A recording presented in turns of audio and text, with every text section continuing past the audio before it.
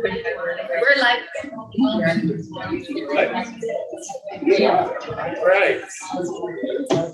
Good evening, everybody. It's great to have so many people here at a meeting.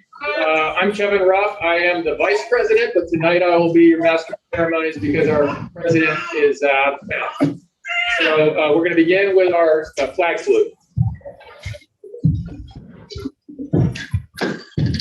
I pledge allegiance To the flag of the United States of America and to the republic for which it stands, one nation, under God, indivisible, with liberty and justice for all.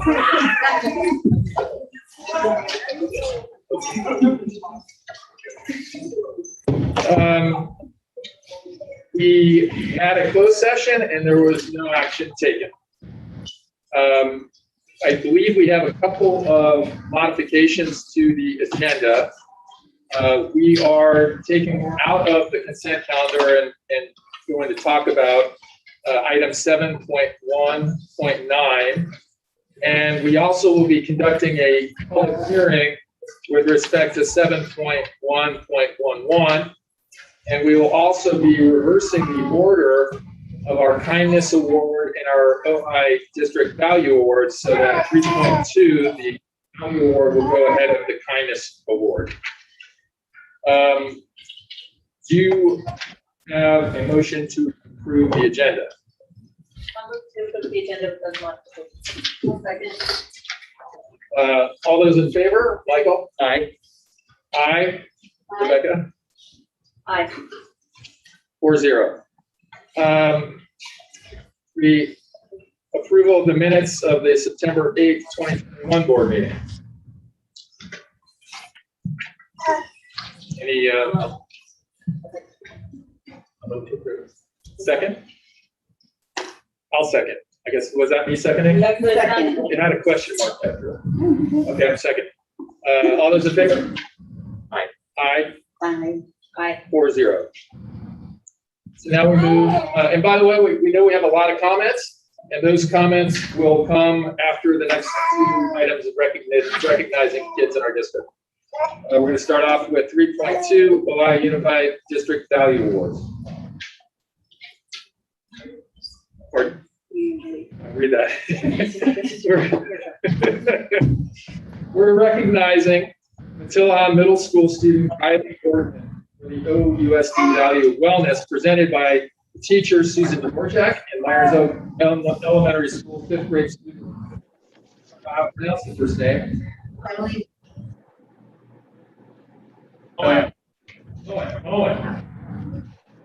Owen Howard for the OUSD Value of Creativity, presented by teacher Richard Bird. Mr. Dvorak, I believe that you are joining us online today. Would you like to introduce our student? Hi, everybody. Hi, Ojai Unified Families. I'm happy to be here to recognize Kylie Ortman. I think she was here earlier, but I know that she has a varsity volleyball game to attend. So I think she did have to scoot out. But I am really happy to be here. Kylie is an amazing kiddo. She has older siblings and a younger sibling, and she's the best of both worlds as that older child, younger child. She's super well-rounded. She is super playful, creative, hardworking. She's a leader among her people, but she's also part of her people. And she represents so much of what we look and strive to for our culture at Matilaha. She loves softball. She plays catcher and third base. That's something she does on her own time. And as a 6th grader, Kylie has made varsity volleyball for Matilaha. She not only has exceptional grades, but she has an exceptional attitude. She's someone that you can rely on to be honest and to help anybody out that needs to. So I am super excited to be a part of her daily life. She says that she loves school. She really enjoys the electives at Matilaha, especially makerspace and art. And I'm just excited that she is being rewarded and honored for just being a great student and a great person. Great. Hey, Kylie. Woo! And then from Miners Oaks, we have teacher Richard Bird, who I think is also joining us by video. Yes. You are on mute, Richard. Good evening, everyone. Sorry, it's been a minute since I've been on a big Zoom meeting. When given the opportunity to nominate a student that embodies the value of creativity for our school and the district, it wasn't very difficult for me to think of someone. Poem Howard embodies creativity. Literally, her name defines a form of creative writing. Upon meeting Poem, I was struck by how creatively she approaches all things, whether it's her alter ego Bob that she personifies during her free time or the craftiness that she displays during art lessons. Poem is always transcending inventiveness in the endeavors she attempts. However, all of these enterprising pursuits pale in comparison when held up to her dramatic flights of fancy. Whether it's taking part in a local production of Seussical the Musical or landing the lead in the recent smash hit Matilda, Poem has continuously shown herself to be a beacon of individuality, brilliance, and spirit. And for that, we are proud and thankful to have her as a member of the Miners Oaks Elementary community and a representation of creativeness for Ohio Unified School District. So Poem, thank you for being who you are. I am very proud of you, and I'm very proud to be your teacher. Great.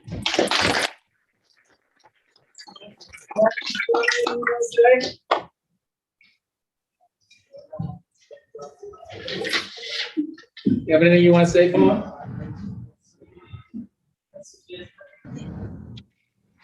Thank you. I am so honored to be nominated, and I don't think of myself as more special than anyone else, but I do think of my school as special, and I'm very happy to be part of the community.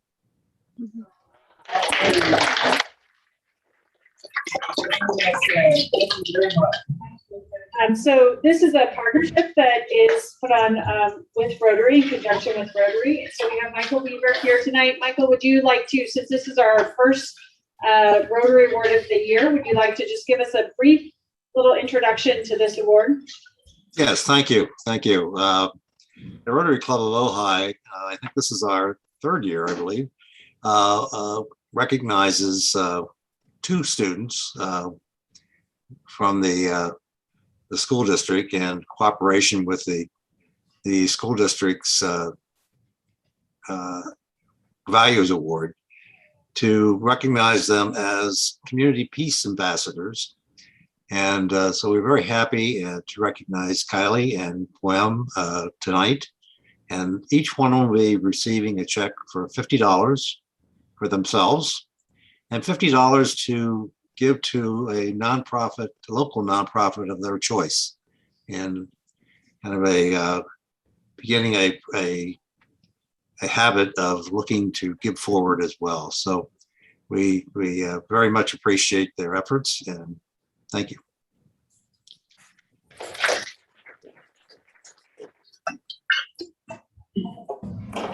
We're moving now to item 3.1, the Kindness Award, and Miners Oaks Principal Teresa Dutter will be making these presentations. I am very pleased to be able to share with you about our student who is being honored tonight for this award. And her name is Celia Hoopy, and she's in Mrs. Maley's first grade class. Celia is an amazing student from an amazing family, and she has been recognized by Mrs. Maley. Unfortunately, Mrs. Maley has family duties tonight, and she wasn't able to honor Celia directly. So I get to speak on her behalf. And Mrs. Maley shared that Celia is a joy to have in the classroom. She is a kind, caring, and creative student. Celia eagerly seeks out opportunities to help her friends and delights in offering support whenever possible. Celia is learning to use her toolbox tools and is invested in the well-being of her classmates. Our classroom is a brighter place with Celia in it. And those are the words of Mrs. Maley, her teacher, who so loves and appreciates Celia's wonderful attitude and helpfulness. Thank you, Celia, for being so kind. You are a great Miners Oaks Mountain Lion. I say thank you. Thank you. Leah, anything? Thank you. Can you say it one more time? Thank you. Thank you very much. We're very honored. Celia's really happy about it, but a little shy today. Thank you. And now, also have recognition of Teacher Maribel Robles. So thank you very much. I have the double honor of being able to recognize another member of our wonderful Miners Oaks community. And as a part of this recognition, we get to honor one of our teachers, and we put it up for a vote, and Maribel Robles knocked it out of the park. Maribel is our SDC teacher, and she handles students from TK all the way through 5th grade. And I couldn't tell you of a more honorable, caring, kind teacher. She stands out in our district, and I know that other principals were really anxious to have her on their campus, but I have her. So the teachers on our campus shared comments like this. Danon Platt said, Maribel creates a community in her classroom where students feel important and bright. This culture flows onto the playground and other classrooms. All Miners Oaks Mountain Lions are shown the importance of kindness when they see it modeled by Maribel. While I know Maribel uses all the tools in the toolbox often, the one I think of most when I think of Maribel is the listening tool. She takes the time to listen with her ears, eyes, and heart. And Teresa Lessing shares that Maribel is kind, caring, and always makes her students' success a top priority. I totally agree with that. And one of our colleagues, Tiffany Turs, also had a student in Maribel's class. And she shares that Maribel was Jackson's aide for his first 2 years at Topa Topa. She always made sure that he was included in every special activity in general education. She also had high expectations for him academically. She had a way of helping every child in the classroom so as not to make the students such as Jackson feel that they were the only students who needed help. That is so indicative of Maribel. She is so aware of each person's need and helping them in a way that's most needed. And our PE teacher, Holly Bassick, also shares that Maribel rocks. Recently, she led PE students in some Mexican dance moves. Her commitment to students, all students, is inspiring. So those are just a few comments that were shared about Maribel. She is an extraordinary educator, extremely kind, and we're so glad that she's at our school, but within our school district, because she treats children and staff members equally kind. She's amazing. So thank you for letting us honor such a special teacher. Thank you.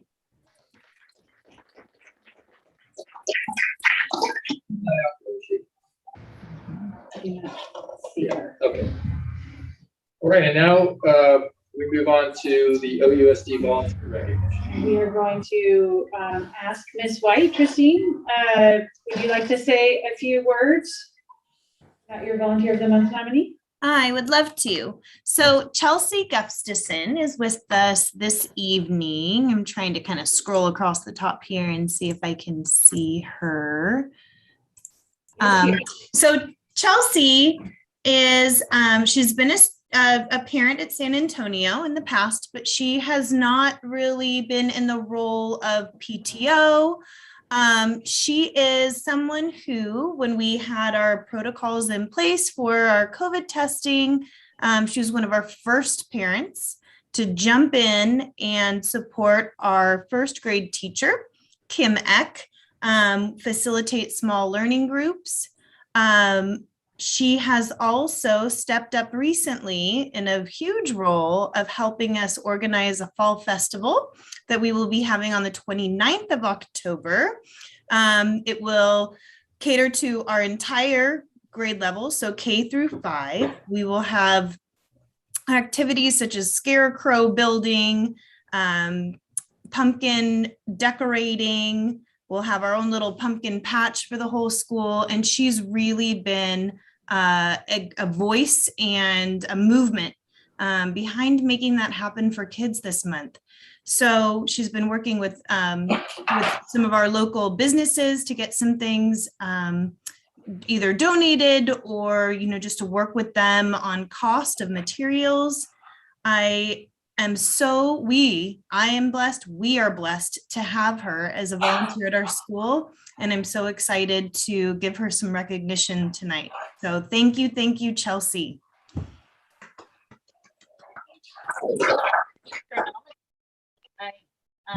I'm very thankful for the opportunity to be able to be in class. Also, I'm very grateful for the opportunity to kind of have a say in what happens at school, because that's very exciting. Thank you very much, but I definitely couldn't do this without the community of Ojai coming together and helping us when we really needed it. But thank you very much. I appreciate it.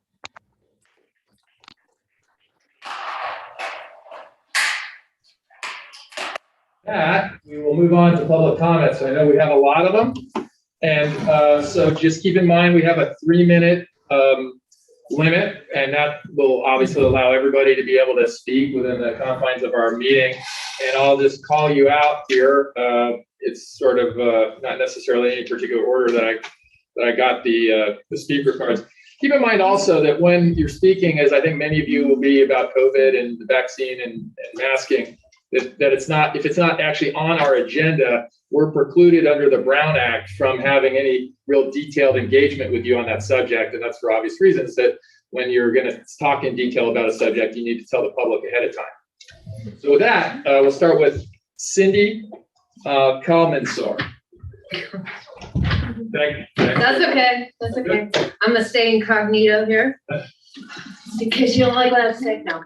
But it's nice to be here. I've never been to a parent school council meeting ever. I'm grateful to have the political economic system open to all of us. My feeling is that I have a child in school and she has to wear a mask every day.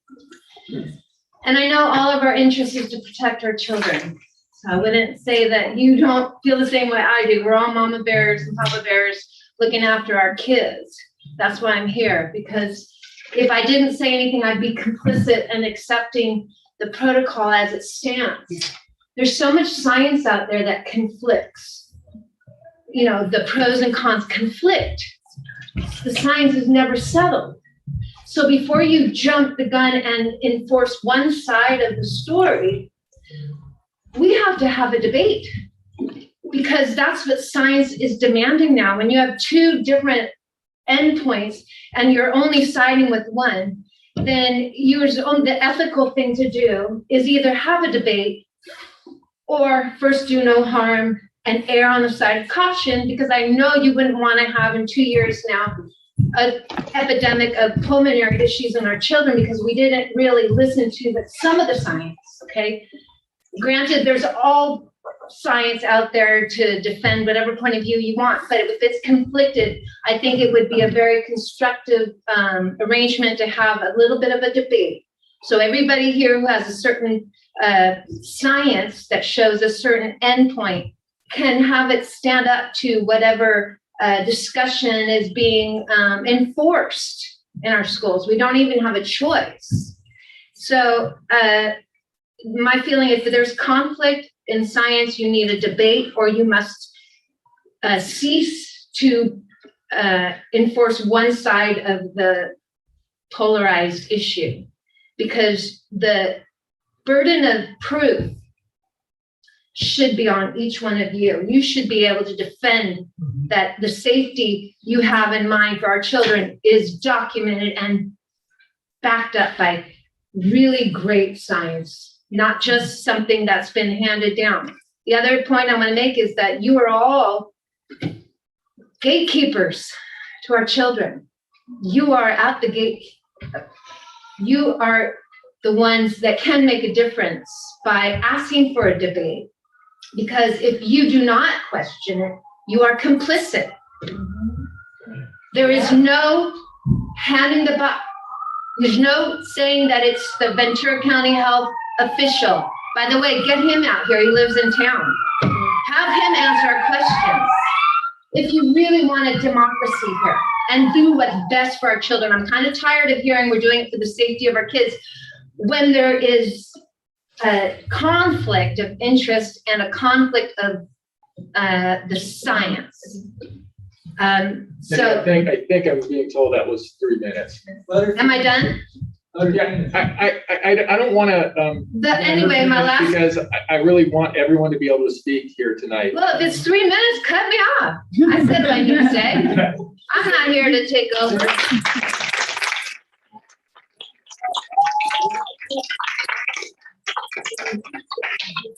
I'm sorry, I thought you. Calmason. Calmason, okay.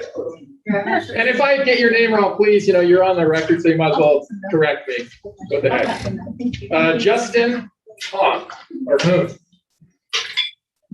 That was close. Without my glasses, I didn't see the key. Can I remove this to speak? No, you have to keep them on, sorry. Thank you for the opportunity to speak with you all tonight. This is the first board meeting I've been to. I've been in Ojai for about 15 years. I used to be a farmer, licensed contractor. I now work in the financial space. I have a 16-year-old stepdaughter who goes to Oak And I first want to say that I don't envy the position that you all are in. I think that the past 18 months have been very difficult for everybody. And I know that you all are in a very difficult position between very polarized, very politicized issues. And I just want to acknowledge that. In the work that I do in the investment space, whenever making an investment decision, we always consider risk and reward. And I was thinking about that a lot in terms of decisions that we make in life. All the important ones, we really weigh, what are the risks here, what are the rewards? And I haven't been okay with the COVID policies that have been promulgated onto our kids in the past couple of years, and sat with that for a long time. I'm thinking about it. It's like, what are the risks here to the kids? And I just wonder if you all think about that as well.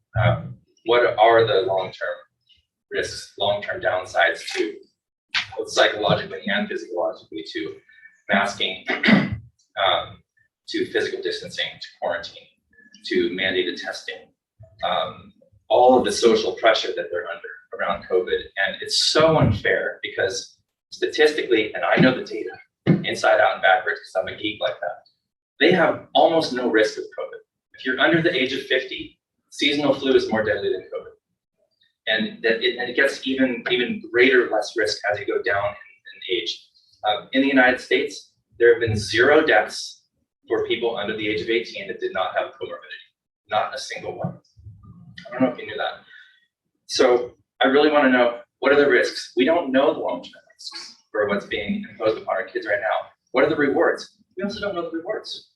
The rewards are potentially some unproven, undocumented, supposed potential lessening of risk for the kids spreading, something that doesn't really affect them to each other or bringing it back home. There's no way that this stuff can be proven. There's no good studies that show that masking kids at school really reduces community spread. These things really need to be backed up with data because the kids are paying the price. And I really think that if I were in your position, I would just be torn so much inside with what is best for the children. And I know that you all have to listen to what's coming down from the county, what's coming down from the state, and your jobs are at risk and funding's at risk. I know you all got funding for this. So I really hope that going forward, we can at least have discussions and not be so, and not just you, but everybody at large, not be so myopic about this topic, that it's only about COVID and about nothing else, and everything else is at an expense only to protect from COVID with data that's questionable at best. With all of that said, is that 3 minutes? Yeah. And I'm going to just run a timer because it doesn't seem like normally we have something that beeps for you. And, but thank you, I appreciate it. All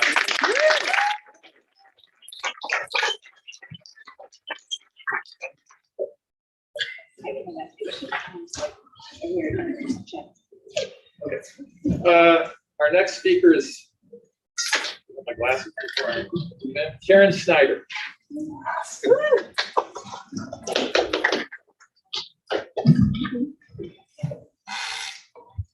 Microphone here? No. It's an ambient microphone. It actually works pretty well. Okay. We got new stuff too. My voice isn't really loud with, especially with this mask on, so if you can hear me, I'll go outside. But anyway, the FDA has granted emergency use authorization for COVID-19 vaccines under a guidance. And saying they, meaning us, have the option to accept or refuse the EUA product and have any consequences of refusing administration of the product.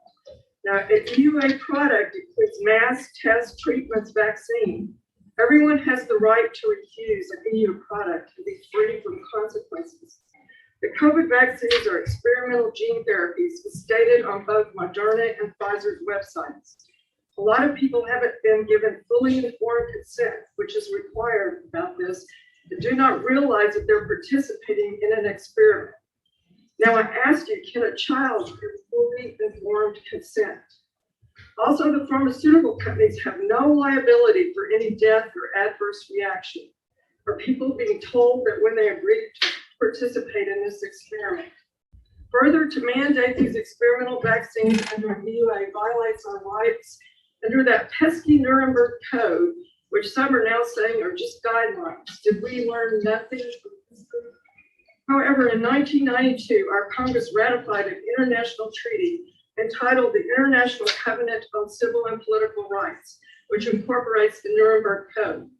It also violates the Constitution, which provides certain inalienable rights granted by the Creator, not our government or even the Constitution, where we have the right of bodily integrity and right of freedom of movement. It also violates the 1st, 9th, 10th, and 14th Amendments to the Constitution. Mandates also violate California Health and Safety Code Section 24170 to 24179.5, which also incorporates the Nuremberg Code. The California legislature's recent efforts to negate such rights by a mere state legislation are of no force in effect because under our U.S. Constitution, no state can legislate itself out of the treaty's terms. Nor can you be, therefore we have a constitutional right to not be pressured into a human medical experiment.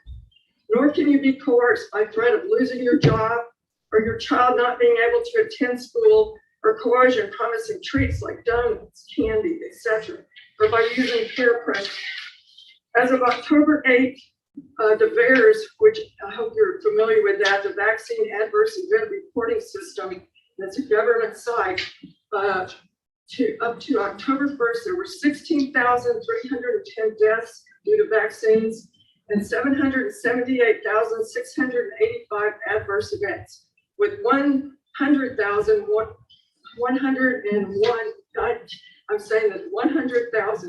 plus of those being serious injuries. Your time is up.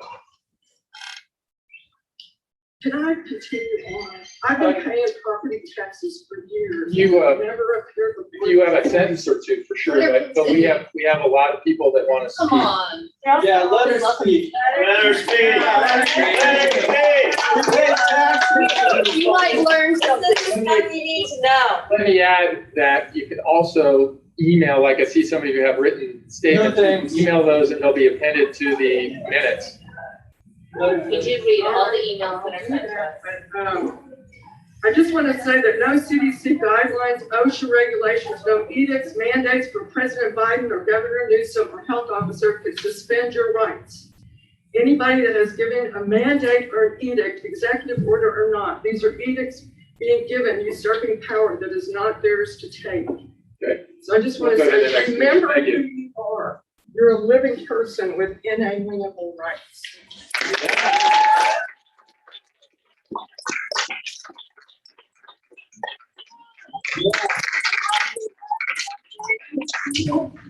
So our next speaker is Guy McKimmey.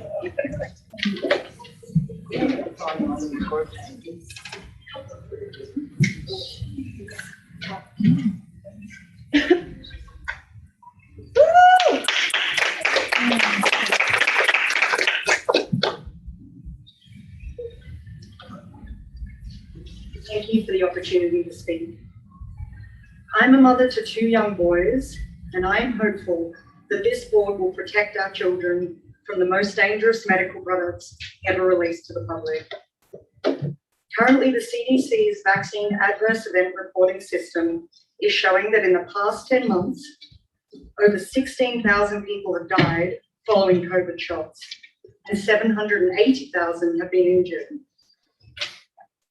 That means over 2.5 times more people have died following COVID shots in the past 10 months than following all other vaccines combined for the past 30 years. This is according to the government's own data. Yet we hear not a word about it from the CDC, the FDA, or mainstream media. In fact, all of them continue to lie to the American people and claim the shots are safe and effective. Even worse than the silence from our government on the most alarming rate of deaths and injuries following vaccines that has ever been recorded, these shots are now being mandated for teachers in certain districts of our state, and most horrifyingly for children, in order to continue attending school. My hope is that this board protects the teachers and children of Ojai and does not follow suit in mandating these dangerous injections. In fact, we know they are far more dangerous than the VAERS data is even showing us. It's well known that adverse events following all vaccines are grossly underreported. They're almost certainly more underreported after COVID shots if we believe the whistleblower testimony of nurses and doctors who say they are under tremendous pressure to not report injuries or deaths. What might the true number of deaths in this country be? Last month, a brilliant doctor released a comprehensive analysis of Pfizer trial and VAERS data. Dr. Jessica Rose has a Bachelor of Science in Applied Mathematics, a Master of Science in Immunology, and a PhD in Computational Biology. Her analysis of the data proves that the Pfizer shots kill more people than they allegedly saved. Conservatively, about 411 deaths per million doses. That means the deaths of at least 150,000 people so far. Not 16,000 deaths, as the VAERS data is showing, but 150,000 deaths. And that's just in the US, just from the Pfizer shot. If Dr. Rose's expert analysis is correct, it means that millions have already died worldwide over the last 10 months from these shots. This global crime has only happened because there has been mass deception and mass brainwashing. It takes a strong mind to see the truth and an even stronger mind to act on it. You can protect Ojai school children and staff from a COVID shot mandate, and I promise you that history will prove you correct if you do. Thank you, and I'm going to email you all Dr. Jessica Rose's 23-page report that I talked about. Thanks so much.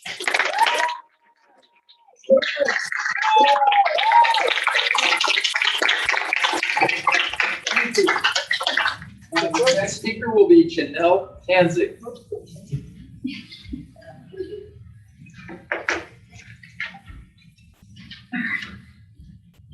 Hi, I'm Janelle Canzora.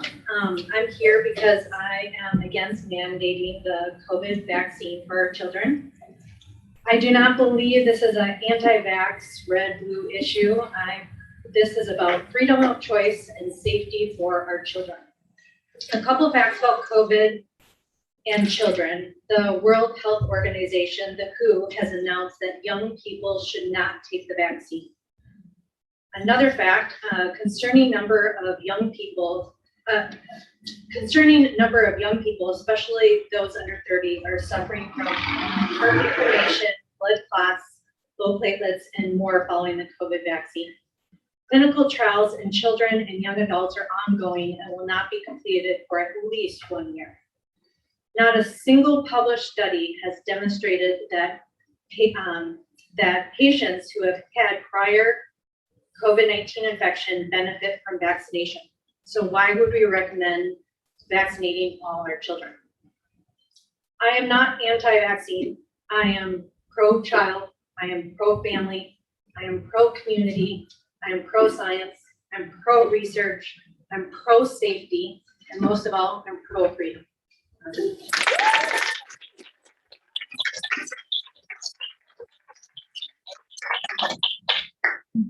And I'll give you guys a little, I should have done this before. It's always helpful, I think, to know when you're coming. So it's going to be Jacqueline Young is next. and then we'll have Liz Martin.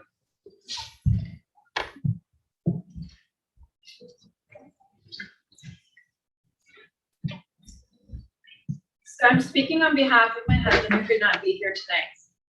So I'm going to stand up and share his story. He would like to take this time to share a brief story that may help shed some light why so many parents that are here upset, mad, frustrated, and simply just not happy with the action the government is taking with their interference in being able to raise their child as a parent sees fit. As an airborne infantryman of the United States Army, Jimmy was deployed to Afghanistan to Fab Kushaman. While fighting for our country's safety and trying to keep the fight and disturbance off of U.S. soil, Jimmy had many other missions. One of his missions was to provide security at polling stations to guard ballots so that they could be returned successfully for accountability. While watching villagers come out to vote and protecting the women that had the courage to do so, unexpectedly, they heard mortars being launched in their direction. As the mortars were impacting all around the village indiscriminately, they loaded up the vehicles to pursue where the mortar fire was coming from. While exiting the village, Jimmy drove upon a man kneeling and hovering over a young boy about 7 to 9 years old. He opened his door to see if they were okay and immediately saw a pool of blood under the young boy. The two had been near one of the mortar impacts, and the boy had a large chunk of his hip ripped off by the blast. At the time, the only thing Jimmy could do was give the old man his personal med kit, hoping he knew what to do with it as there was still a fight going on. The moral of this story is that it's always the children, those who cannot protect themselves, that become the ones caught in the crossfire of reckless agendas. Our children are being used as the rope in a tug of war that should not be even happening. We as a nation have spent so much time, money, resources, and lives to protect the rights of liberties and freedoms of other countries, and now ours are slowly and methodically being stripped from us by our own elected government.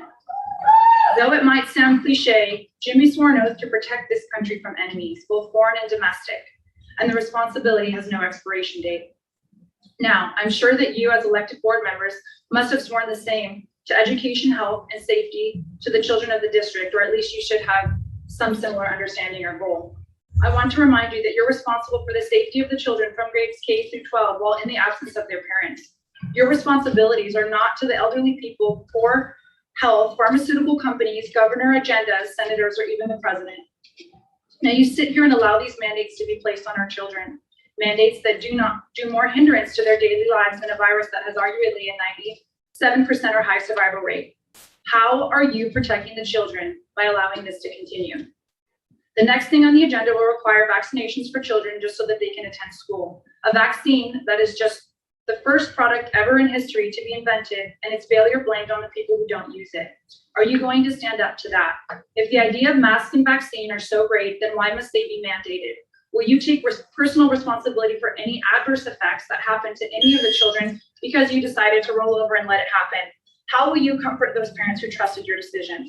So consider this as an intervention, a time to pause, assess what is going on all around us.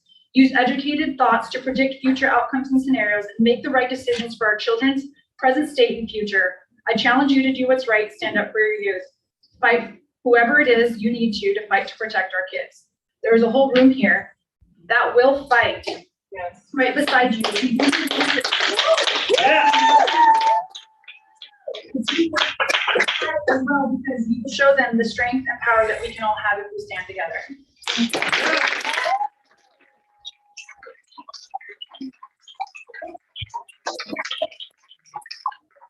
After this, we have Mindy Ixl. Hi, my name is Lise Martin. That's my professional name. My legal name is Deborah Lise Martin Crawford. And I'm grateful to be here tonight. I just wanted to let you know that my fiance has children in the school system here, grandchildren that is, and I'm very much pro-choice about vaccine. I'm not anti-vax, but I have great concerns. And I wanted to make known to everyone that I've become part of the support of a group called PERC, and it's Protection of Educational Rights of Children. It's a nonprofit and nonpartisan group. And last Wednesday night, they had from 7 to 9 p.m. a Zoom call, and they're having one again tonight. And it's called a town hall meeting. and they had a number of people speak. It's in the Los Angeles area, and instead of having 200 people live, they had 1,000 people online because they switched it to Zoom only. So I just encourage any of you from 7 to 9 tonight, PERK, P-E-R-K, would be an opportunity for you to participate if you are not here. Also, they are going to have their Zoom from last Wednesday night on the CHD-California chapter, the Children's Health Defense website once it's edited. And one of the people who spoke was a doctor, Dr. Mark Kelly, who has 8,500 patients. And he spoke about the fact that with regard to the vaccine, there's no data with regard to reproduction. So children are being given a vaccine that has absolutely no data that has to do with their fertility long term. That's one of the many, many points. And I think it's a salient one to bring up because there's so much that's unknown. I also wanted to bring up that a lawyer spoke for a law firm called Facts, Law, Truth, Justice, LLP. And that acronym is FLTJLLP.com. They have drafted letters that people in Los Angeles can take for their children to the school about the illegality of the mandate, as well as San Diego. I mean, there are letters that you just print out. So it's important for all of us to know what the legal part is, and also for all of us who are frontline workers who are also facing mandates. So these are some of the things I wanted to share with all of us as community. Thank you. Thank you. Mindy, and then we'll go to Matt Jenkins. Sorry. I'd like to start off by saying I'm not against vaccinating my children, but I would hope as educated adults, you would already know not every child's health needs and history are the same. I have vaccinated all 4 of my children, ages 19, 9, 4, and 2. And 2 of my children have had life-altering adverse reactions, and they will both have health issues because of those vaccines for the rest of their lives. My 9-year-old had an almost 5-minute seizure only a few hours after getting a set of vaccines that were mandatory to start TK in the Ojai Valley Unified School District. And her health story is like every other you hear. Completely healthy child getting ready for TK and needed her vaccines for school. After that seizure, we spent the next 2 years watching her endure test after test. We went from one end of the board to the other with her doctors, with every disease they thought she'd possibly have. In the end, it ended up turning out that her body was just attacking itself. She ended up with 6 pages of things that she was allergic to, couldn't eat, touch, or even be in the same room with. They couldn't identify which vaccine caused her body to attack itself because of all the 3-in-1 vaccines at that appointment. Her doctor said that she was no longer safe, or that it was no longer safe for her to have any sort of vaccines, and we would have to be cautious with what we gave her from here on out, because it literally means life and death for her. Sadly, there are so many children like her, and those vaccines that have been researched and tested and properly approved. But now you are going to enforce this new mandate and expect parents to inject their children with a vaccine that's not properly tested and has not been researched and will cause serious harm, long-term health effects, and even death. The disregard for our children's health and safety is extremely disturbing. The Ojai Unified School District will be contributing to the negative health effects, long-term health effects, and possible death this vaccine will cause to the kids in our community. And I will personally make sure each one of you is held accountable for every single child that is make health decisions for any of our children. I will tell you what the COVID-19 vaccine actually looks like for my family right now. It's a horrific situation, and my 19-year-old went against my wishes and got fully vaccinated. She took herself down there, and now she's been dealing with horrible side effects for the last couple months. She went from 142 pounds to 109. She's been wasting away. joint pain, muscle pain, shortness of breath, fatigue, confusion, weakness, irregular heartbeat. And actually tomorrow I take her down to a UCLA specialist because now she has irreversible kidney damage due to that vaccine.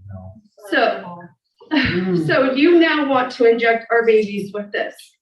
They said it wasn't safe in the beginning, not for our young kids, not for our young adults or kids, but now it's on the table for them to get it. I want to just leave you with this. My 9-year-old wanted me to ask you tonight, are we going to keep singing the national anthem at school? Because it doesn't feel like we're the land of the free anymore. Yeah!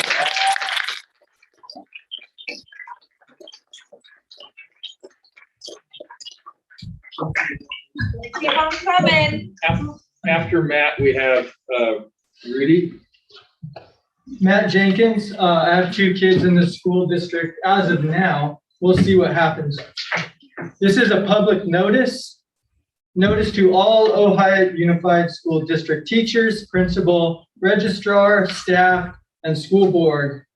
Notice is hereby given that the Ohio Unified School District has officially been served a notice of demand and now is in default regarding failure to comply with the Child Endangerment Law, California Penal Code 273A, subsection A, and 273D, California Education Code 51101A, subsection 7, and 49076, California Constitution's Declaration of Rights, Article 1, Section 7, subsection A, the Constitution of the United States, 4th, 5th, and 14th Amendments, 42 U.S. Code and 3631, and the Nuremberg Code number 1.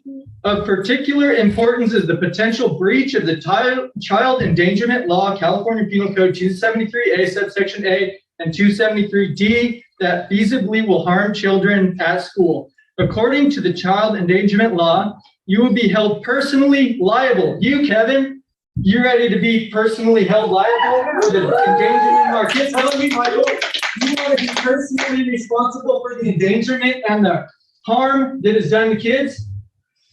How about it, Tiffany? What about you? You've been looking down all night. You should pay some respect to the people that come up here and speak. Rebecca, Shelley, how about you? You want to be personally responsible? I don't know. You can't, what, cat got your tongue? All right. The school board has been served notice and was directed to immediately halt all COVID vaccinations, COVID passports, COVID tests, COVID social control methods, such as masking, lockdowns, quarantines, and any and all surveillance, harassment, detention centers, arrest, forced confinement, coercion, and any other measures, henceforth known as COVID measures, in your jurisdiction. Their failure to exercise statutorily mandated compliance has hereby been served. We invoke the right to a safe school environment for all students devoid of toxic COVID measures while a child is in school. Actively employing hazardous administrative procedures around the COVID measures include, but are not limited to, COVID vaccination coercion, incentivized vaccines, acquisition, administration, distribution, insertion, or infusion into human bodies, modification, placement, operations, tracking, and use on school properties is in breach of the aforementioned laws. Please be advised that any and all persons in your jurisdiction are guaranteed safe conduct and health safety under the protection of the law. Any attempts by your school board in contravention of the above incontrovertible mandates of local, state, federal, and international law will be in direct violation of the school board's statutorily derived authority to regulate the public school district as it pertains to all COVID measures, thereby preventing students from exercising their fundamental right to schooling and daily life functions free from control. California Education Code Article 1, 201, all pupils have the right to participate fully in the educational process, free from discrimination and harassment on school grounds directed at an individual on the basis of personal characteristics or status that creates a hostile environment or jeopardizes equal educational opportunity as guaranteed by the California Constitution and the United States.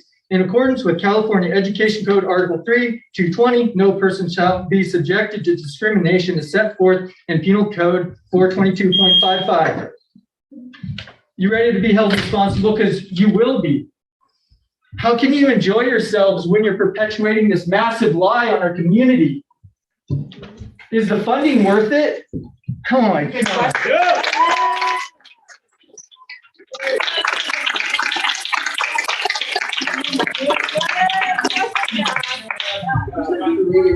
Kevin? So Rudy and I switched. I'm Kevin. Okay. So the board knows. And I'm going to pick up where Matt left off. So peer-reviewed scientific studies prove harmful results due to exposures to all kinds of COVID measures, including those used in the school environment. The health of students is a constitutional right, and parental rights may not be usurped as per the California Constitution's Declaration Rights, Article 1, Section 7, subsection A, which states, maximizing the educational opportunities and protecting the health and safety of all public school pupils, enhancing the ability of parents to participate in the educational process, preserving harmony and tranquility in this state and its public schools. The presence of the COVID measures in schools is in direct violation of California Education Code Section 51101A, subsection 7, which mandates it is parents' decision as to what is best for their child's school environment. Federal emergency use authorization law requires the right to refuse EUA products, and the experimental medical trials involving children require parental consent. If a school or agent of the school, such as a teacher, enforces mask wearing and it adversely impacts a child in any way, including but not limited to psychological damage, physical harm, impeding academic progress, then the school could be civilly liable by law.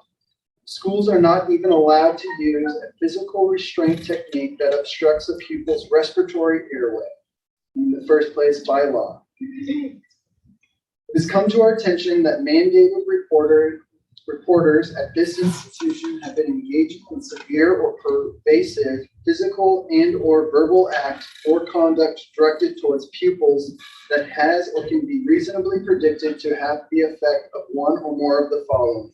A, placing pupils in fear of harm to their person or property. B, causing pupils to experience a substantially detrimental effect on their physical or mental health.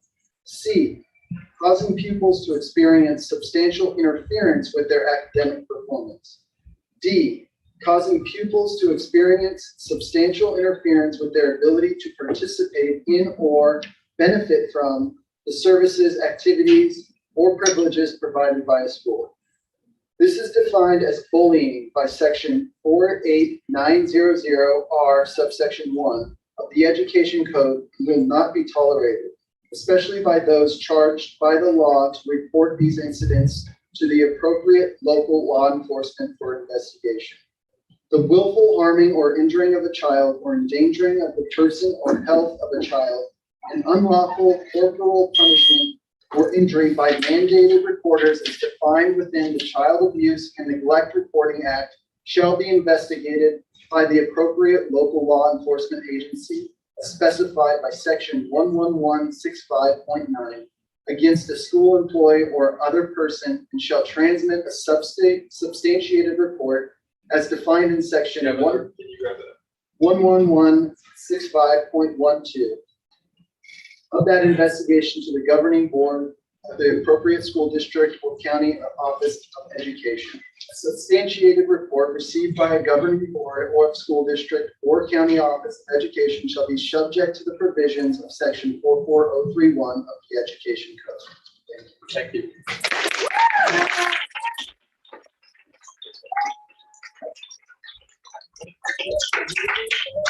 We'll have Allison.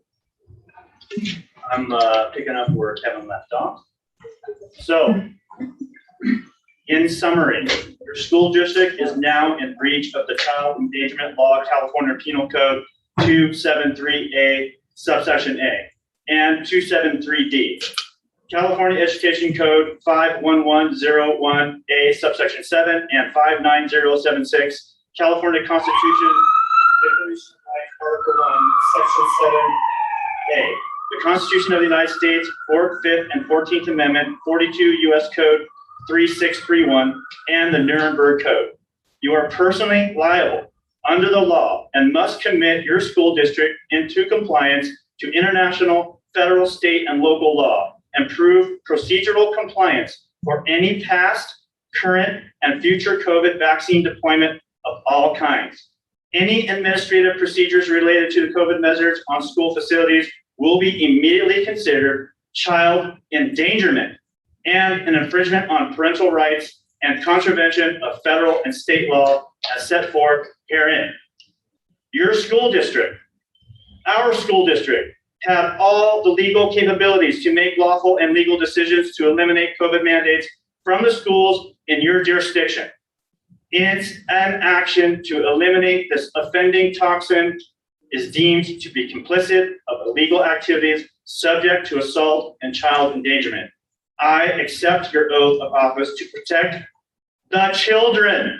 Your school district is in default and has been put on notice.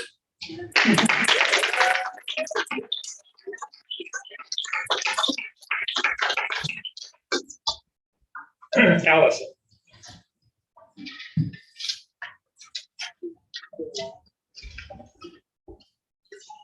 They finished speaking. I was gonna just finish for them, but they got through it. So I will leave this with you. Public notice. It can be put on all your walls of every school, the district office, wherever you like. Thank you.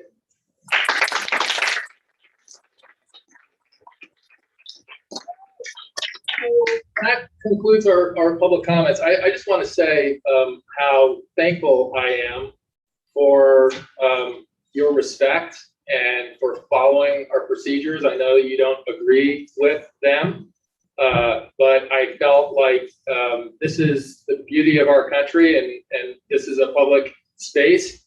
And with some rules and procedures, it is a great place to be heard. And even though we can't speak about these issues because they're not on our agenda, there are multiple human beings up here with all sorts of life's experiences. And I would just want to let you know that we really do truly appreciate you coming here, even though you're critical of us. It's a great thing. Thank you.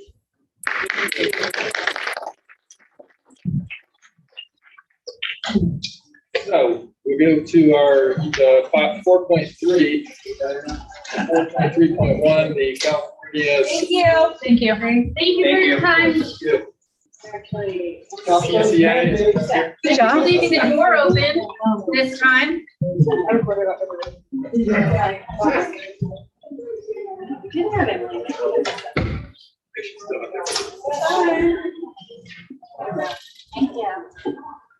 Emily. Oh, give me a second here. We're gonna wait for the room is a little chaotic for a minute here.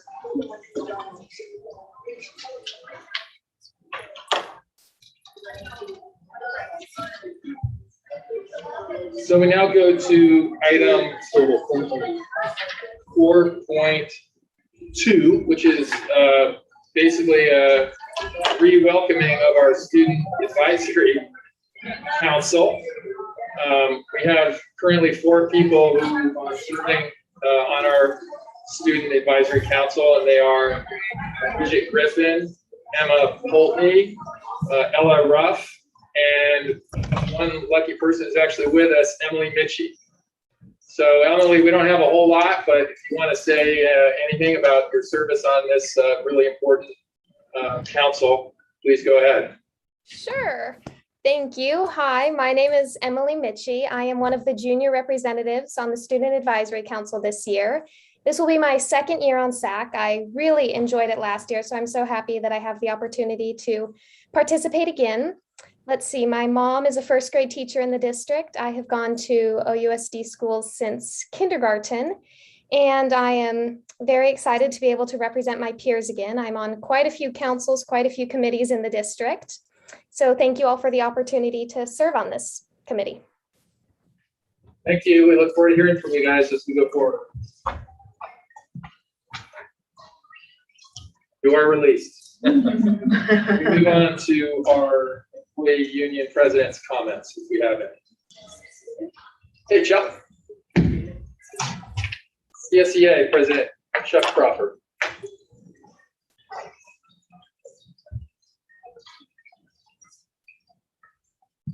Good evening, board. This summer we had 1,700 people having that conversation. We've just gone through classified employees that kept schools open throughout the state, so we know firsthand. And I will say that with OUSD Unified, we've had 3 MOUs, and we have one tonight. And that just goes to show the work on bus stage. And it has been a lot of conversation. And I thank you for that. Having said that, if classified employees are tired, do not feel appreciated. They are talented, they're afraid. It's not just OUSD Unified. I would say, I think that in everything, emotions like we've just seen, it's real. When I hear people talk about testing the facts or the science,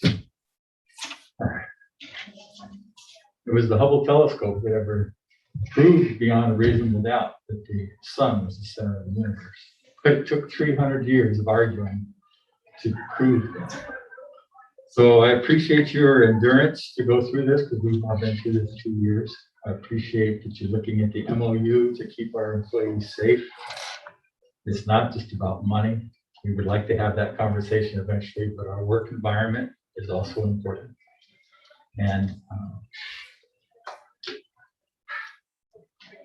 the short staff, that's also on your agenda this evening.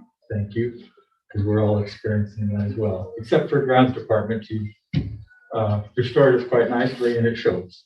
So, but it's not about the perception of what we look like. The reality is what's happening in this room, that you are listening, you are participating. It is a democracy in action. And I appreciate that very much. I think I say that every meeting. In fact, my members actually asked me tonight not to say thank you to you. Okay, because I think somebody actually said these meetings that we appreciate being appreciated. So, but so I've said that the staff is tired. Technology, I call them the firemen. I mean, we're all in the world of technology now, right? And they're definitely short-staffed. Transportation, we know that issue. Everybody knows that issue. So CSEA statewide, with 250,000 of us trying to keep schools open. I think OUSD Unified has made a working relationship. I appreciate that you hired Dr. Morris, who tends to treat us like people instead of a spreadsheet, which we've also experienced in recent history. Not under this one. So,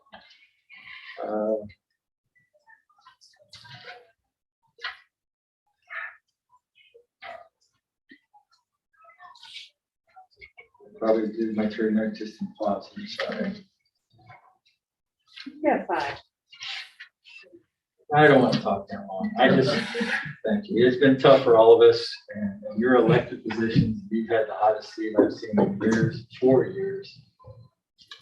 I just want to encourage you for representing. I try to represent my members that I can in a positive way, because I know that when you fly an airplane, you don't fly it like this, you don't fly it like that. You have to have the attitude to go for it. Oh, that's other gaze. Thanks, Jeff. 4.3.2, a presentation from the OFT. Okay. Yes. OFT President Jake Hansen.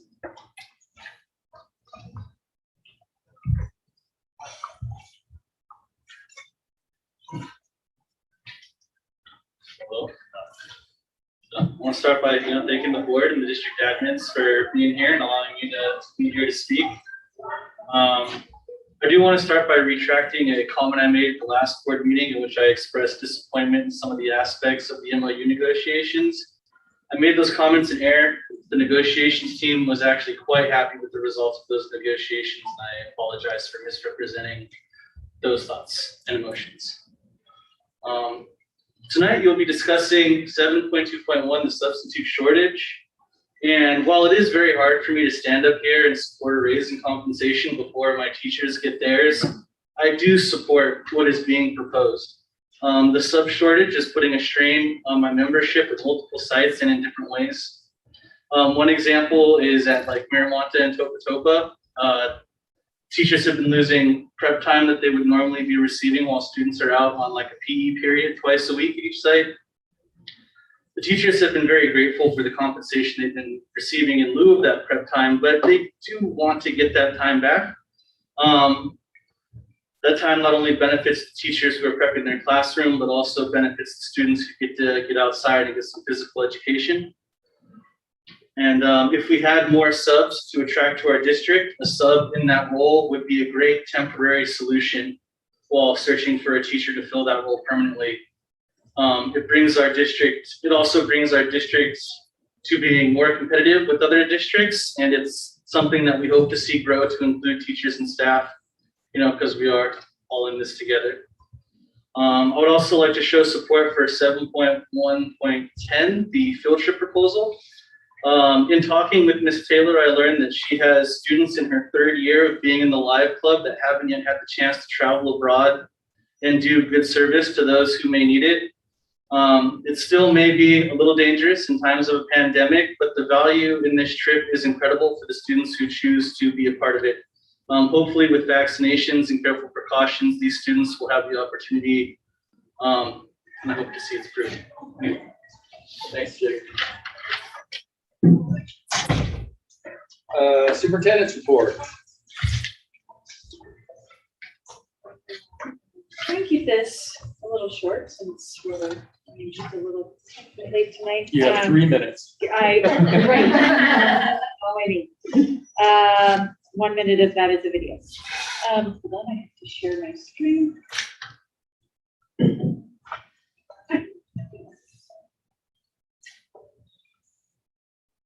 I'm gonna do this once. All right. Can I skip that? That's why I wasn't ready. I'm sorry. Kelly, you're so polite. You just kind of looked at me for a while. I'll just wait, Kevin. Sorry about that. 4.4 board member report. I think I skipped it every single meeting. Be quiet. Michael, anything? I have nothing. Okay. Not an exercise in futility. I was just buying you minutes. It's like a pitching change. You have to walk out. Talk a little bit. Yeah, I didn't really have anything. Okay. Start with our superintendent's report. So on Monday, we had our first full staff professional development day of the year. We had training on resiliency through difficult times, coping through difficult times for educators, and we're reminded of self-care. And we had a presentation on universal design for learning as part of our special education plan that we developed last year in conjunction with teachers and parent community members. So universal design for learning is essentially about developing instruction that takes into account all learners, even those who are differently abled, instead of separating out our special education students. And it's really good teaching for everyone. So we went through that training, and then our secondary sites had some time at their sites to work in their departments and work through some site things. And our elementary teachers then went through trauma-informed practices, and then we'll switch that in November when we have our next day. Just want to thank our calendar committee, because I was looking at the November date, and November 11th is Veterans Day, and then November 12th is an all-staff PD day, no student day. So I think that was excellent planning to not have our kids coming back on Friday, and a good use of our staff time. So we had our first parent university this week, or last week, I guess. And Alex Mejia will talk a little bit about that, but we were very excited. We did software support. We helped parents get set up on Parent Square and some of our other software programs, some upcoming sessions that we're looking at putting together. Safe social media. Social media is a huge impact right now in our community and on our schools. Nonviolent communication strategies, which is a particular training that is around how to communicate, and then also potentially conflict resolution strategies. And then we'll be surveying parents to see if there are other topics that they would like to have. We launched our first family support newsletter that came out in October with information for our families who may need additional support, including food security, health, and wellness. And so we have in one easy to find location, different supports that are available, not just through us, but in the community for our parents who might need those. We also had our ribbon cutting, and since you were not able to make it, I think I will show this video. Actually, it's 1 minute long. Alex Uvari, who's our teacher at did a drone overview for us, flyover. So I'll just show you. I don't think there's sound, right? Sound. So you can. This is the Miramani. Yeah. So this is at Miramani. So all the kids came out. How excited they were, and then you can see the field if you haven't been there recently. So there's the ADA accessible pathway. We were able to reduce the turf overall by about 55%.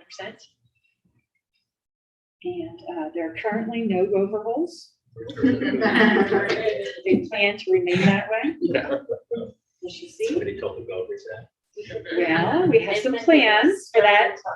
Those, I showed this to my husband. You could tell he was not an elementary person because he was like, "What are those giant lollipops?" Those are actually parachutes that kids play with. There you can see there. Great fun stuff. Yeah, it does look amazing. And again, it's multi-use. So we designed it. I did not design it.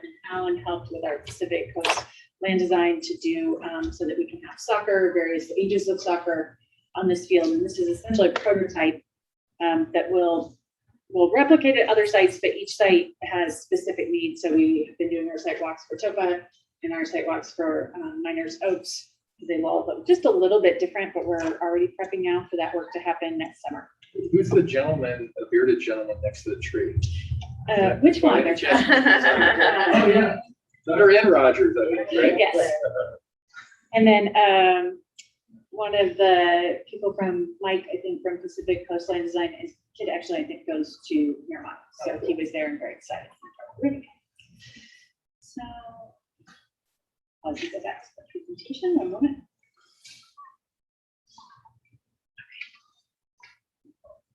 So then just a little update on our Monday Minute, which is a new feature this year that it takes a lot more than a minute to produce. Not yet been under a minute, but we tried. Thank you to Hazel, who every week records in Spanish while I record in English. We're great to happy that we can send that out. And we've had over 1,000 views of them over the last 3 weeks. And we are working on closed captioning. We've got a couple of requests from families, and it's a little bit tricky. We want to make sure that the closed captioning is correct. If you've ever watched a TV show with bad closed captioning, it's quite bad. So we want to make sure that we can do that and still get them actually out on Monday. We had our coffee and conversation event yesterday with me and Brenna from Coffee Connection, but we had a really great conversation with lots of feedback, and we look forward to the next one in November. They rotate from morning and evening. This was our evening one. The next one will be in the morning. So is there a time when you'll share with us like what you're hearing from these groups? Cool. Yeah, absolutely. That's great feedback. I can definitely do that. It's a lot of conversations, but I can kind of summarize those. Yeah, thematically. Yes. Yes. So I want verbatim. Yes. I can summarize it. COVID.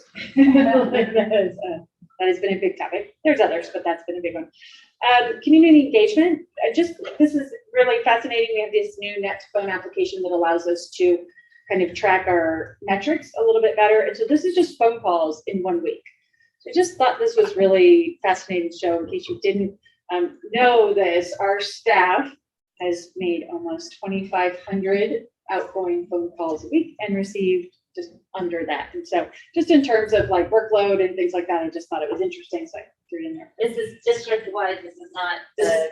District-wide, superintendent's office. no, just district-wide, but Yeah, it's a lot of outgoing. it's a lot of people, and when we look at, like Chuck is saying that our CSEA members are tired, our office managers are definitely tired, because this is in addition to Parent Square and to emails and to people walking in the door, you know, we have quite a high volume there. So we are working, as both Chuck and Jake mentioned, the staffing shortage is real and is impactful. So we are working on some ways to support that. One of them is on the agenda tonight, but we are also working on flyers that we're handing out to parents at drop-off, which I am stealing from Ventura Unified shamelessly. So thank you to Linda Jordan and our HR team for helping to make these beautiful flyers, posting them all over the place, and trying to encourage people. And then also looking at the structure of our positions. It's really hard to get somebody to do, for example, a 20-minute crossing guard job. And although we'd like to say volunteers will do that, volunteers are not always as reliable as our employees. And so trying to structure that, can we, you know, combine multiple jobs so that we can have people who work, you know, 6 to 8 hour day, rather than like trying to have somebody for 1 hour or 20 minutes or 30 minutes or whatever that might look like. We also have our first Engage to Impact event of the year coming up on October 20th. It will be on Zoom, but it is about student mental health and wellness. We received a grant last week of $42,000 to work with Give an Hour, which is a group that does mental health and wellness. They presented on Monday. I think we actually got the grant one week, and then like, what are you doing on Monday? And so they came and presented like within a week of getting the grant. And then we're meeting tomorrow to plan for our Engage to Impact event, which is more community and parents to talk about this. And then from there, we'll be developing the long-term plan for the funds of how we want to provide support after we've heard from teachers, from parents, from students, and from the community. And how did we get this grant? I wrote it. Someone wrote it? Yes, I did write Thank it. I saw someone at an event, and she said, "How are you doing?" And I said, "Oh my gosh, the mental health needs are staggering." She said, "Hold on, let me make a phone call." And this was like Wednesday, and she said, "If you can write a grant by Friday, I think we can find a plan." So we did, and we got it. And here we are. So, but I will say it's not a totally fleshed out grant. We really want to build based on the needs that we're identifying. We also got a $500 check from Rotary to support Family Fund and clothing, closet specifically, things for kids. We just had a very cute request for some Halloween costumes, which is very fun, which I hadn't even thought about in our clothing closet. But, you know, we want kids to be able to participate in those kinds of events. We have, we're very excited about this. Our Ojai Valley Museum is going to be having a display with some historical documents from the district. We have this treasure trove of historical documents that we are sharing with them so that they can have a display that is seen by more than me in my office. I just wanted to give a little update on the vaccine mandate, and this is not an agendized item, but just for information for the board and the members of the public who are here. I'm a member of AXA, the Association of California School Administrators, and today I was on a policy committee, and they are very, very engaged in this topic. And something that they said over and over and over again is, on the first, there was a press conference and no policy. So there was a press conference, and that was it. There was no documentation, there was no policy, there was no written legislation that went with that. It was a press conference with an intention of where they're going to go. But there are many, many, many details that are not clear yet because it was a press conference without any of the supporting documentation to be developed. So when it seems like we don't have all the information, it's because we don't. But at this time, this is kind of the process.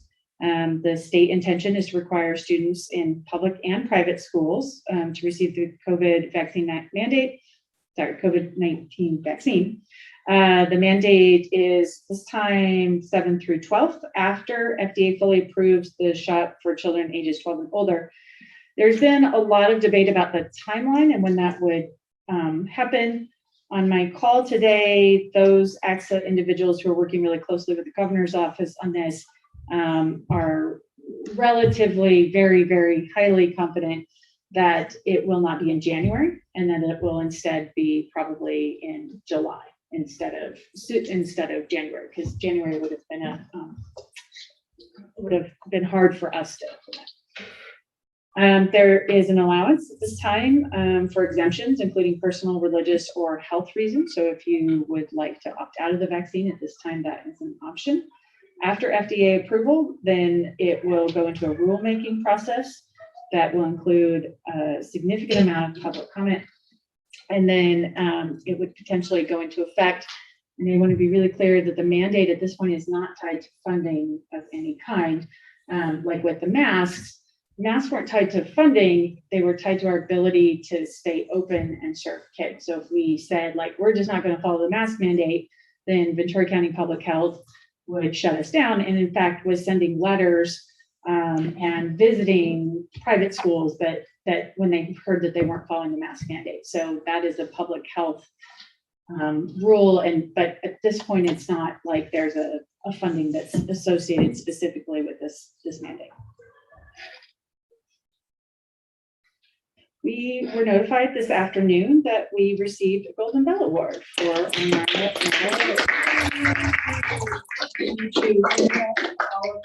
hard work putting that application together, for Shelley in assisting with that. We're very excited. There will be a big awards thing in San Diego, I believe on December 1st, and I'll make sure it's part of the CSBA conference. So I'll make sure that you all get invites to that in case you would like to go. Standing ovations. I am not going to read through all of these just for the sake of time, but I would like to share that we are at nearly 500 standing ovations since the program started, and that's just based on our number of staff. That's a little more than 2 standing ovations per staff member, not equally distributed, but that has been a big thing. And I specifically want to point out here, see if I can get there. And you'll read these, they get certificates. We're working on putting these on the website, so I'm not trying to skip anyone, but I do want to point out this particular look at Nordhoff, which was amazing. I could tell when Dave sent this out in a parent square message and a student square message, because I get all of these, and I immediately had like 100 emails from people, not really 100, but so many of them. And what I think is very cool is you can see that these are from students and parents.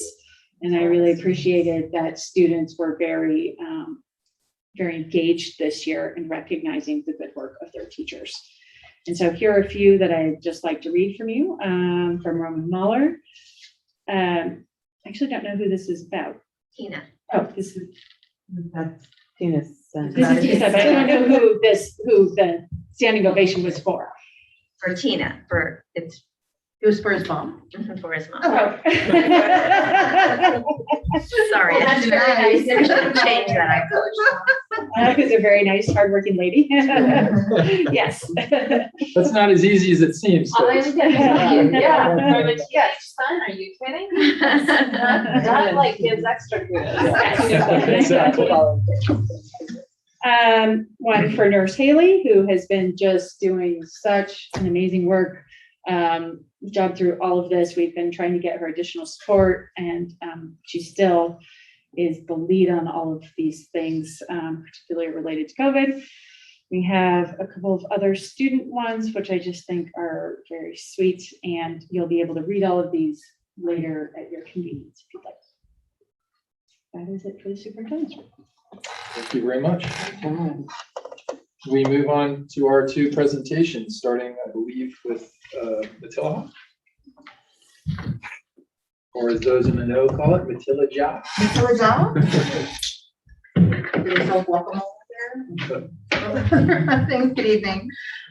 Thank you so much for having us. I'm Kelly Stone. I'm the new principal at Matillaha, and good evening. My name is James Anderson. I'm the new assistant principal at Matillaha. And again, I'm really excited to be here at my first school board meeting.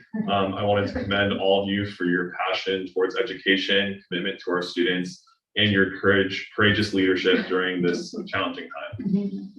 so James and I, as brand new administrators in the district, drew the short straw and got to do school spotlight. I think one of you is brand new. Well, we're both new in our roles. How's that for this year? And we're really excited. Actually, we have, I think, done a great job of getting to know one another and working collaboratively. Not just Mr. Anderson and myself, but all of the leaders that we have on campus, and we're excited about that. So go right ahead, Dr. Morris, and we'll move forward. I'm going to ask you to do a couple of fun navigating things, just so you're aware. Okay, so we are in the first year of our BAR implementation. Thank you so much to the board again for approving funding for us to implement the Building Assets and Reducing Risks program. We have had our first full day of training, and also a number of coaching visits by our BAR coaches who have been evaluating our teacher teams, our grade level teams. We began our implementation by having teachers draft teams of students who they are responsible for. So everyone has their little tribe of kids at Matilaha that they get to be the point person for, which is one of the wonderful things about BAR. Everyone has kind of a case manager, which we think is really important for students. And the responsibility of these grade level teams then is to meet together, and each of the lead teachers brings into the meeting students of concern and does a report. So Dr. Morris, would you please click on the link for BAR implementation up at the top, which is underlined, please. Oh, no, it's not working. I can't. I just have to. I can't. It's okay. All right. We'll just. I know we don't want to take up too much time either, but if there's no link, I apologize. We downloaded this from another. I can find it if you want it at the end. Okay, no, it's fine. We'll be fine. So during the team meeting, what I was hoping to link to show you is our actual spreadsheet. So students are indicated on the spreadsheet, brought into the meeting. Each of the lead teachers is responsible actually for doing research in the student's CUME file, for looking up and finding each of their grades at that period of time, for identifying the strengths that that child has as an individual, and also for identifying the connections that each of those students have to school. Because we know that kids who are connected and engaged are going to be more successful. And it's very interesting in this particular document, and actually I'm going to go ahead and try and share it with Dr. Morse now so that you can see, because one of the fascinating factors that we've noticed is that many of the students who are coming into our attention initially, right, in this first round, we're finding that they're not well connected to school.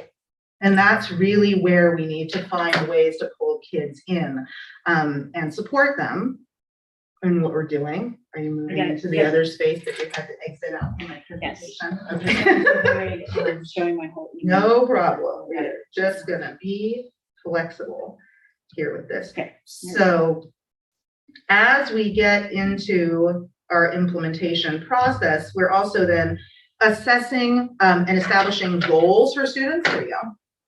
So you can see, and I've redacted all the student and teacher names just for your information, but you can see here how we have their advisory, team teacher, that's who's responsible for them, and they identify strengths and connections to school. And then you can see the date when the student was brought up originally, and then the levels of concern that the team has, areas of concern that they have specifically. And Dr. Morris, if you can scroll over to the right a little bit, you can see that then each of the team members actually helps develop a SMART goal for the student that their team leader is responsible for helping to communicate, collaborate with the student on, and helping to meet these goals. We're also looking at the ways staff can intervene, right? Tier 1 in the classroom types of interventions. And then also come back to the team and evaluate the effectiveness of those interventions to determine whether or not other teachers and other classrooms can implement those interventions as well, and whether or not they were successful.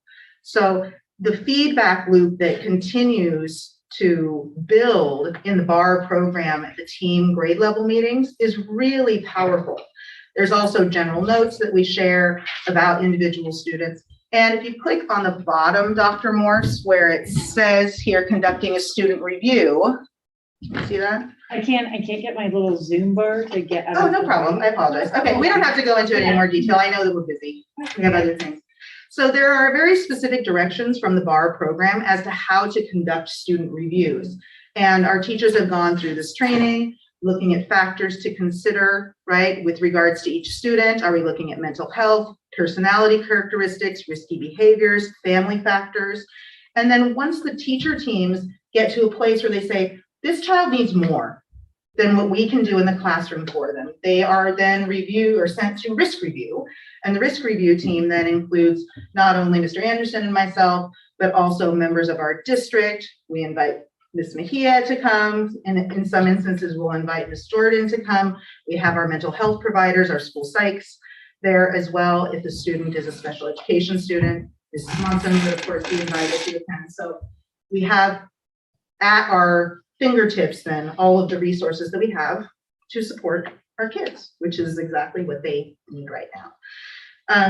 So going back to the presentation now. Can I ask you a Of question? course, absolutely. So would kids, it sounds to me like kids would only know that this is happening if they needed interventions. Is that? They would only know about BAR if they were being communicated with through these intervention areas. That, like, if I asked a kid on campus, like, who's your BAR teacher? They're gonna look at me like I'm crazy. They may at this point in time, in October, yes, they probably will look at you like you're crazy. By the end of the year, they're probably not gonna look at you like you're crazy. Okay, so there is for every student on campus, they'll know who is. Yes. Okay. We're actually going through a process right now and looking at altering our daily schedule to implement a BAR advisory period where the teachers would actually have the students with them at the end of the day who are on their BAR team, so that they would have an opportunity to run interventions, check in with them, do goal setting in an actual classroom environment. In addition to that, each department, so social science, English, mathematics, and history, science, thank you, sorry, my four core departments, each takes a turn each week. So this past week, I think we had social studies teachers who all were doing their I-time lessons, which is their SEL curriculum. So the advantage of that, of course, is that students are in the classroom with the teachers and the student community where they need to build trust. Because we know that trusting relationships, right, and being vulnerable and being allowed to take risks in a classroom is really when kids learn. So they are doing those I-time lessons. Kids are getting them every week. Teachers are being asked to do that once every 4 weeks. So it's not having a significant impact on learning time, on content. Okay. Can I follow up with, because I'm not clear, when Shelley asked her question, I had the same thought, which is, it sounds like writ large, the BAR program, obviously is designed to help kids who are struggling. Is there, a BAR record for every kid? Yeah. Regardless of their, absolutely. Okay. Yes. Yes. Each of the teams leaders are responsible for bringing up every single one of their kids during the process. Got it.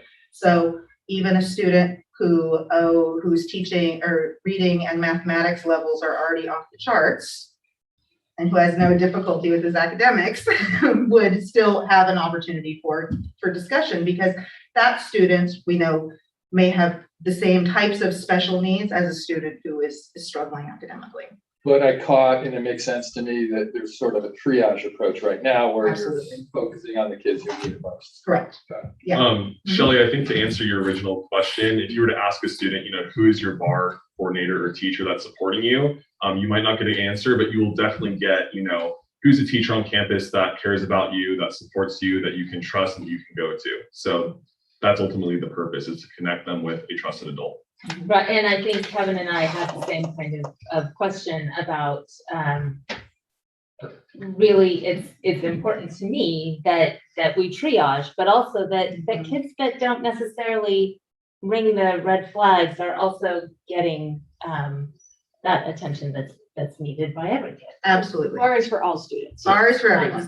Absolutely. BAR is for everyone. So one of the ways that we are actually really excited to support some of our students is with partnership that we have established now with Thrive. And this is run by someone you're probably all very familiar with, Tessa, right, who was one of our mental health interns. Thrive is an organization here in the Ojai Valley that does hiking and outdoor therapy for students. And so we are utilizing Thrive as a point of service or an intervention also for students who are really struggling. And we know that mental health concerns are significant right now.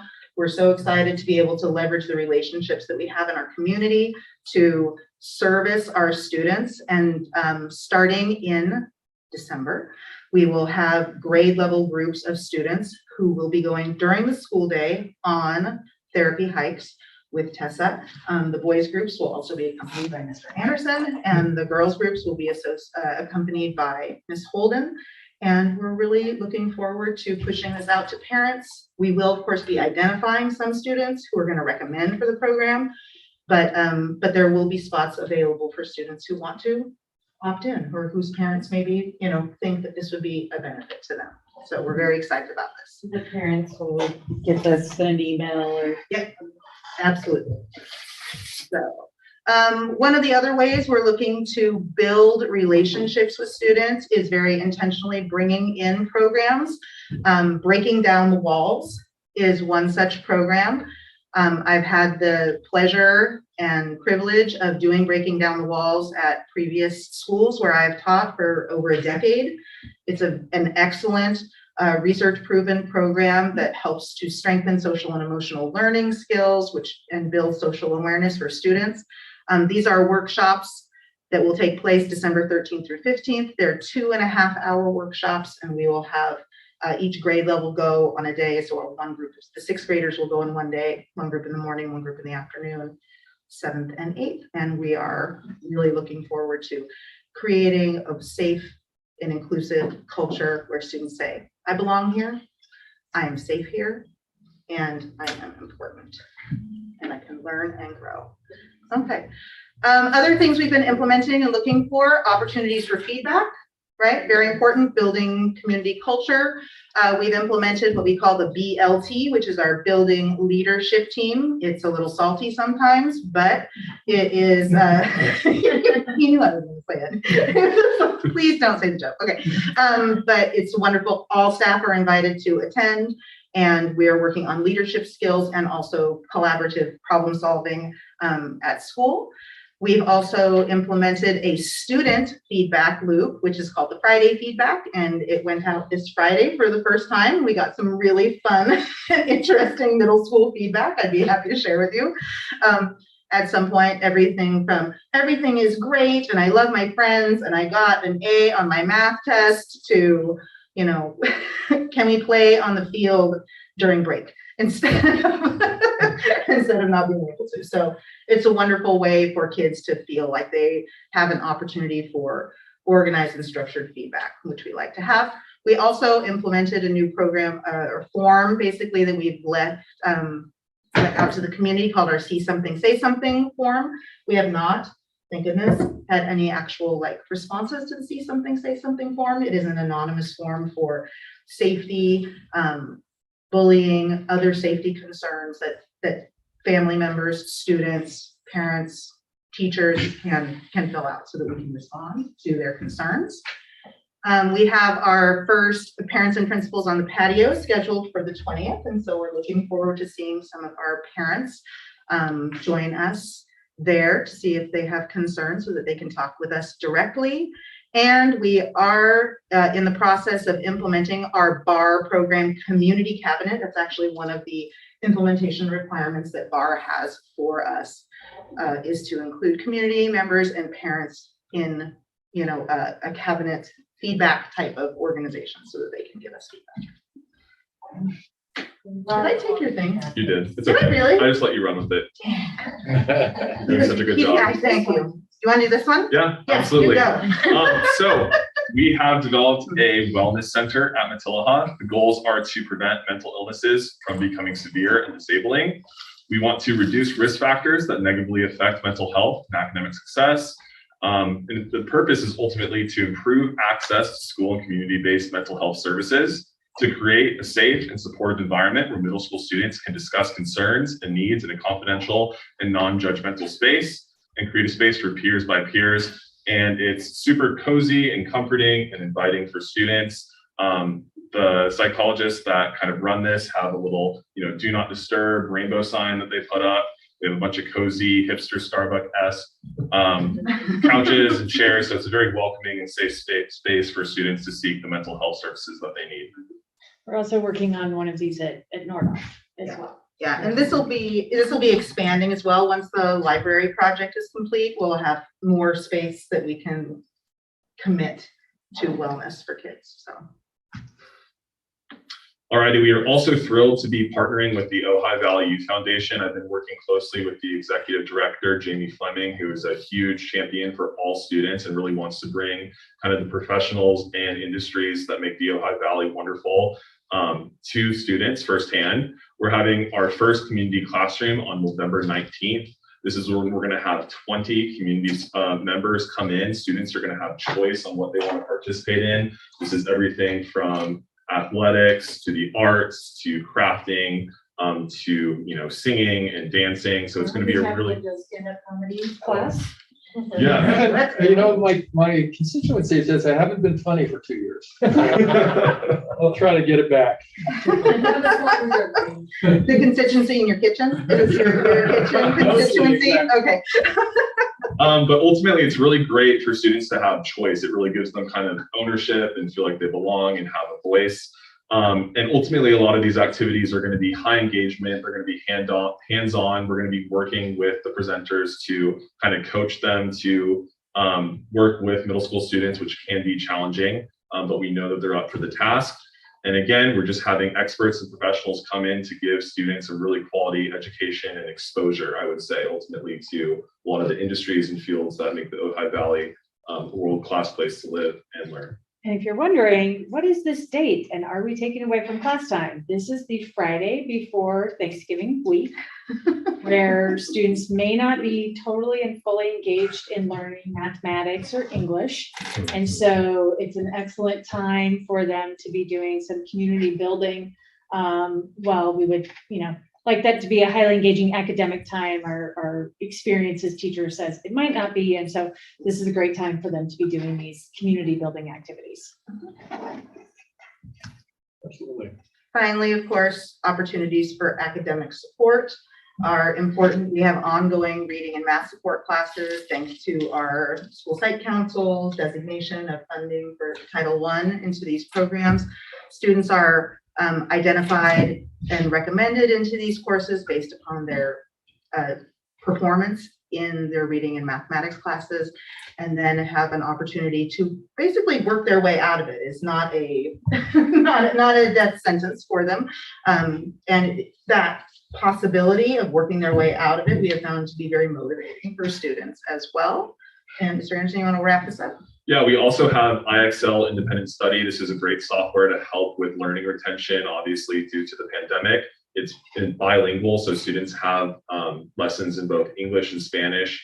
And it's a really smart software that ultimately helps students kind of work on the skills that they know and kind of slowly build and scaffold until they're up to literacy levels that are appropriate for the age group that they're in. We also are going to have after-school tutoring that's going to begin in November. We're currently looking for a couple of Nordoff High School student tutors that we're going to bring in to help our students, specifically in mathematics. That's kind of an area that students are really struggling with. So we want to bring in that support that they need. There will also be teacher tutors at this point in time. We have some commitments from teachers as well. And this will be taking place in our Eagles Nest program, which is our after-school program. Can I ask for the math tutors be paid? Yes, that was something that was also designated through school site council funds for this year. Yes. Thank you very much. Thank you. Any questions? I'll just say I'm super thrilled with all of the opportunities for feedback from students and parents and community. That's just so wonderful. And we're having a lot of fun with it. Mr. Anderson and I both have been in the leadership class recently as well, working with the kids on some things that they had concerns over. And more than anything, when James and I come out of working with kids, we're like, we want to get back in the classroom so much. We miss them so much, and it's really fun. It's really re-energizing and refreshing. It's really wonderful to be in front of students. Well, and it goes hand in hand with your I feel safe here and I feel You know, all of those things, when you can give feedback as to what's going on, you feel happier and healthier and safer on Yeah. campus. So like that's even great. on this Friday's feedback, we added a question about what mural do you want to see inside of the new dining hall, right? So we can use it as a regular feedback where you can just tell us things are great or things aren't, or we can push out specific questions if there's something that we want more information. I love it. I love it. And it was interesting because it's so connected to the UDL workshop that we did, where it says, you know, kids want to have a voice, they want choice, and these are really important facets of education, especially in this grade level. Yeah, so great job. Thank you. Thank you very much. Thank you. Thank you. Go to Emergent, Bilingual, and Family Support presentation from Alex Holdsworth.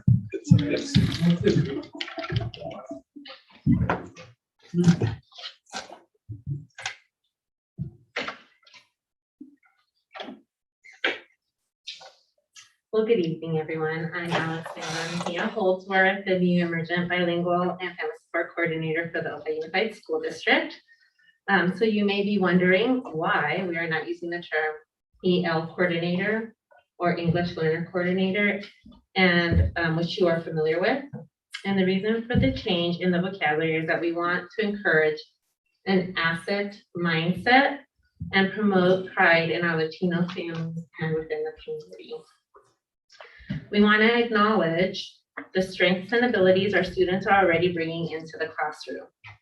So as we go through tonight's presentation, please feel free to ask questions or comment as we go through.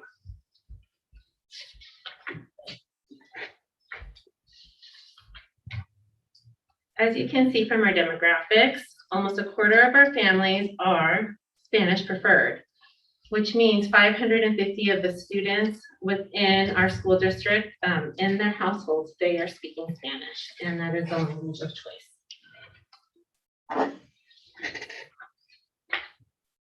The next slide. So in this slide, I wanted to share that throughout the week, I try to visit all the sites to be visible and accessible to students, families, and staff, regardless of their language preferences.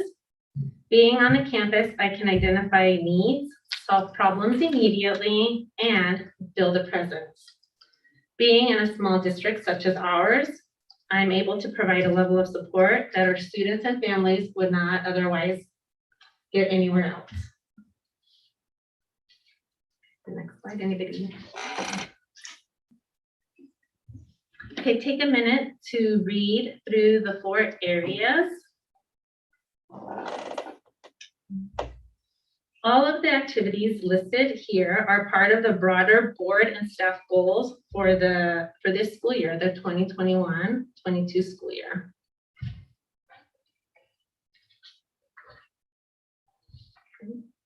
Alex, can you just briefly describe what the LPAC is?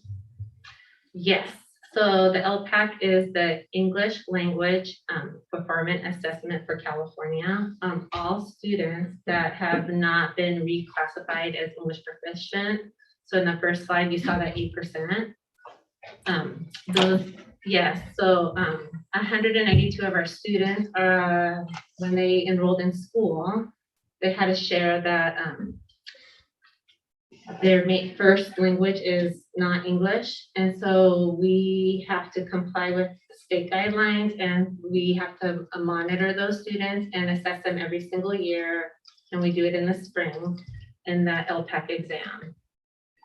So I'm working with staff and site coordinators at each site and providing training strategies for helping students.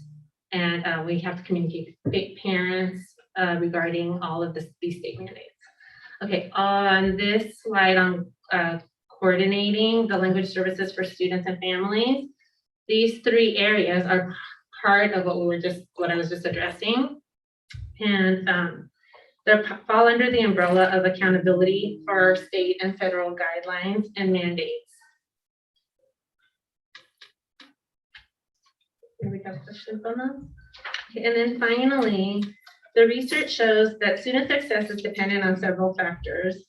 For example, collecting data on student progress allows us to see how we can best support our students. And we're doing this through attendance, their engagement, and college readiness, college and career readiness. So I'm working at the high school, and then I was also working with Ms. Stone and each of the elementary schools to, as a first tier, to reach out to families that are struggling and removing barriers so that attendance is not an issue, so that, just like Kelly had mentioned before, regarding the engagement, and we can get kids connected with trusted adults, and then the college and career readiness at the high school. For example, one of the things that we can do, because we're small and we know these students personally, is if we have a student who is homeless or is in foster care and they miss 3 days of school in a row, right? The school wouldn't necessarily have a mechanism to be able to pick that up and see that pattern of behavior.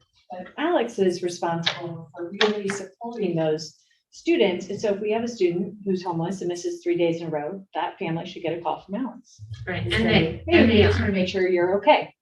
Right? What can we do for you?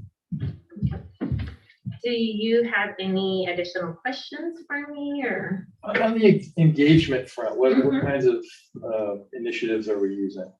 I mean, you know, you kind of talked a little bit about this now, obviously, but are there any more formal ones like BAR? No, so we are not adopting a BAR program, but for example, as Kelly mentioned, the Breaking Down Walls program that they're implementing at Machalaha Middle School. So in working with the high school and looking at their engagement, that was one of the things that we researched and got information on, and I shared with Kelly. And so they're bringing that piece into the middle school. And so we're doing the same things at the high school. We're just not as far along with that engagement piece at the high school. We're in the planning process. And then at the elementary school, as far as the engagement, just supporting the schools where they're at. And then again, just trying to connect with a trusted adult. And for right now, sometimes that's me. You know, and because we are small, like Tiffany was saying, and my availability to be on the campuses and connect with the students and with the families, I'm feeling in that gap right now. Another example is out of the Wellness Coalition. The idea came about to track students at Nordhoff and whether or not they're in some kind of activity that would give them a trusted adult mentor. And then to identify those who don't have that. And so Alex is part of our group who's looking at that data right now. And we have noticed that several of them are emergent bilinguals.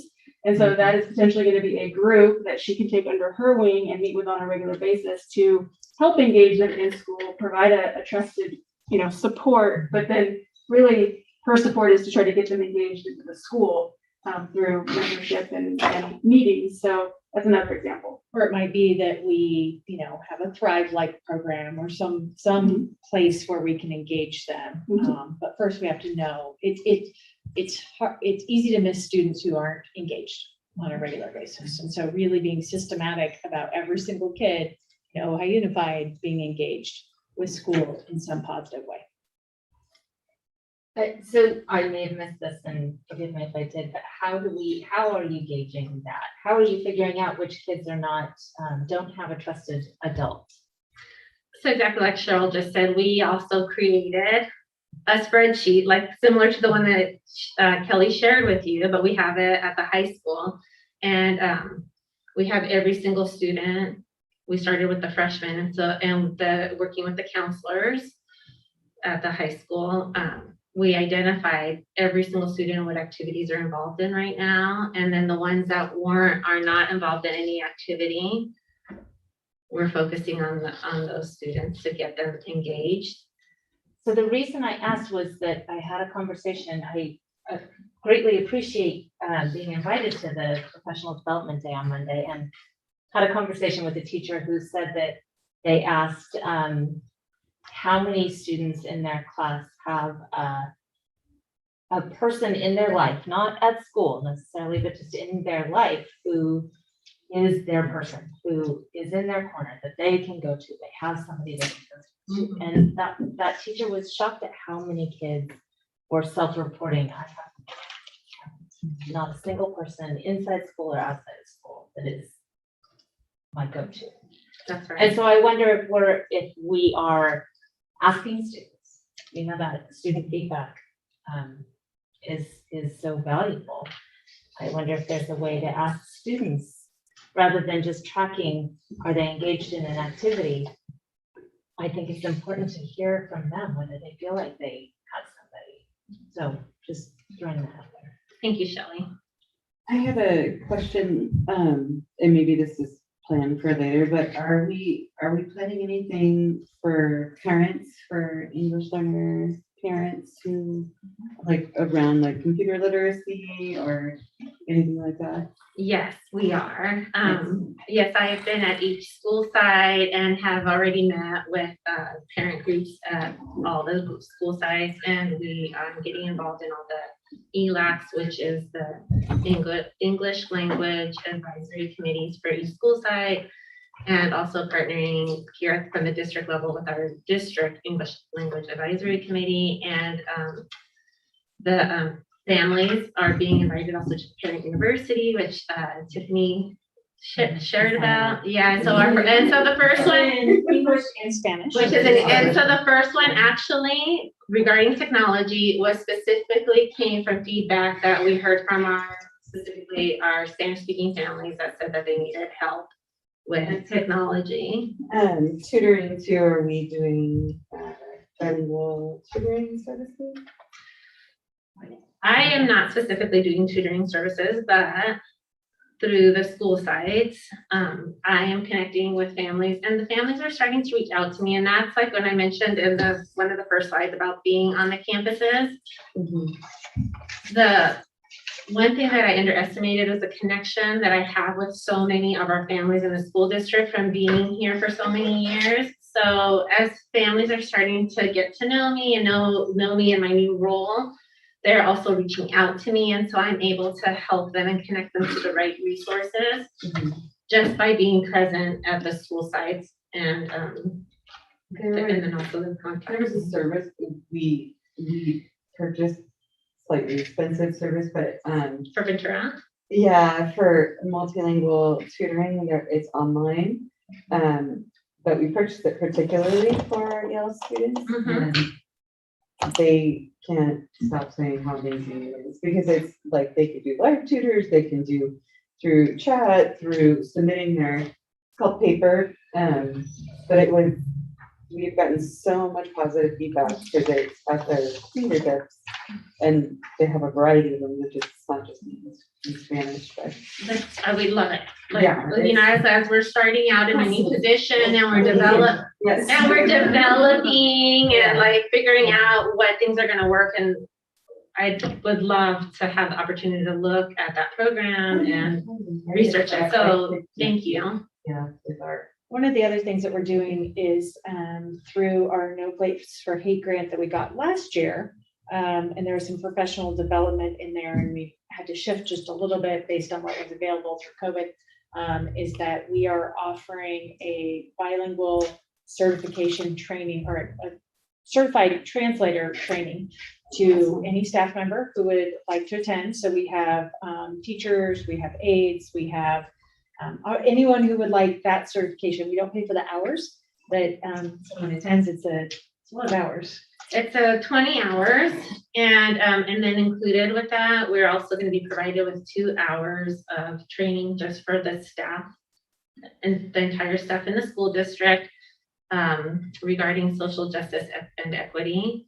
They come out of it on the other end with being certified in translation services, and so Yes. we're really adding to our capacity as a district to translate for families, because that has been something that we've been lacking, and we've come a long way from where we were a couple of years ago. But just adding, I think right now Hazel is our only certified translator in the district. But when it comes to IEPs, things like that, that are really important, we want to train our staff so that we can provide that support to families. Yes, thank you, Tiffany, for mentioning that, because that has been part of our work. I think we have 10 people signed up. At least. Yes. Yeah. Great. Thank you. Okay, thank you so much. Thanks for all your work. Mhm. Really important. Great. So now we go to our consent calendar, and we're pulling, as we said, at the top, 7.1.9 and 7.1.11, which we will take after the consent calendar. We have a motion on the consent calendar. I'll move to approve minus those two items. I'll second. All in favor? Aye. Aye. Aye. Unanimous. You know, it's interesting I find about myself. When I'm not president, I say yes, but when I'm noticed president, I say that. aye. I don't know why. Why The is words he just saying come, they aye just, tonight? it's weird. Maybe I'm more formal. More formal. And now we move to 7.1.9. This is the resolution delegating authority to the district superintendent and SVS LLC, which I can say is the developer, the proposed developer of the property, to sign and submit. Says all materials required for submittal to the city of Ojai. And I think we're going to have a brief presentation on that, David. Just for public's information, when the RFP was originally submitted, it was the group was called Playground, and they have since merged and formed the SVS. SVS. Oh, sorry, yes. The SVS. And so it's the same group. We haven't changed developers midstream. It's the same group, just with a different. Thank you. Well, good to be here tonight. I want to talk a little bit about this resolution and describe what it is. And what For just a minute, David Saldani is our attorney, who, our district attorney, who is working with us. We did introduce who you were, why you were talking about this. So. Yes, that's me. Glad to be here. And when we say district attorney, you're not a prosecutor. Yeah, because our district, our attorney for the district. Not anymore, not for many, many years. Legal counsel for the district, I prefer nowadays. So we're going to talk a little bit about what this is and what this is not, and the background as to why we have this item on our agenda. Developers, in connection with the district office relocation project, which by way of reminder, we're looking to relocate the operations here. And in order to fund that, we're looking at a potential development of this site through a ground lease or other arrangement that will result in ongoing revenue to the school district and will enable the school district to relocate their programs to facilities that are more suitable, given today's needs and technologies and given the size of the school, et cetera. You know, as a part of this process, there's a lot of interaction with the city because the city planning department has to review all the development applications, the entitlements, et cetera. And we have previously, the district has entered into what's called an exclusive right to negotiate with this SVS LLC company. After going through an RFP process, they were the successful proposer. And so in connection with that, as a part of what they are required to do under our exclusive right to negotiate is to submit this application called a concept review application, which is really an informal look at kind of a big picture scope of what could work here on this site from a development standpoint. And they have submitted that, and just important to note that approval of the concept doesn't mean that now things start getting built here. There's a lot of steps that have to happen. We're going to need a ground lease at some point. We may need a development agreement. There are a host of other things that we're going to have to do that's going to come before this board.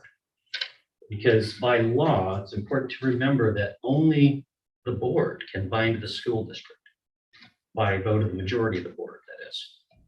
And so what generated the need for this resolution is when this concept review application was submitted, there's a little space on the form. The developer has to sign it. The property owner has to sign it when the property owner is not the developer. And in this case, we own the property. So we needed a signature. So naturally, we thought, oh, let's have the superintendent sign it, which she did. And then city staff kicked it back and said, well,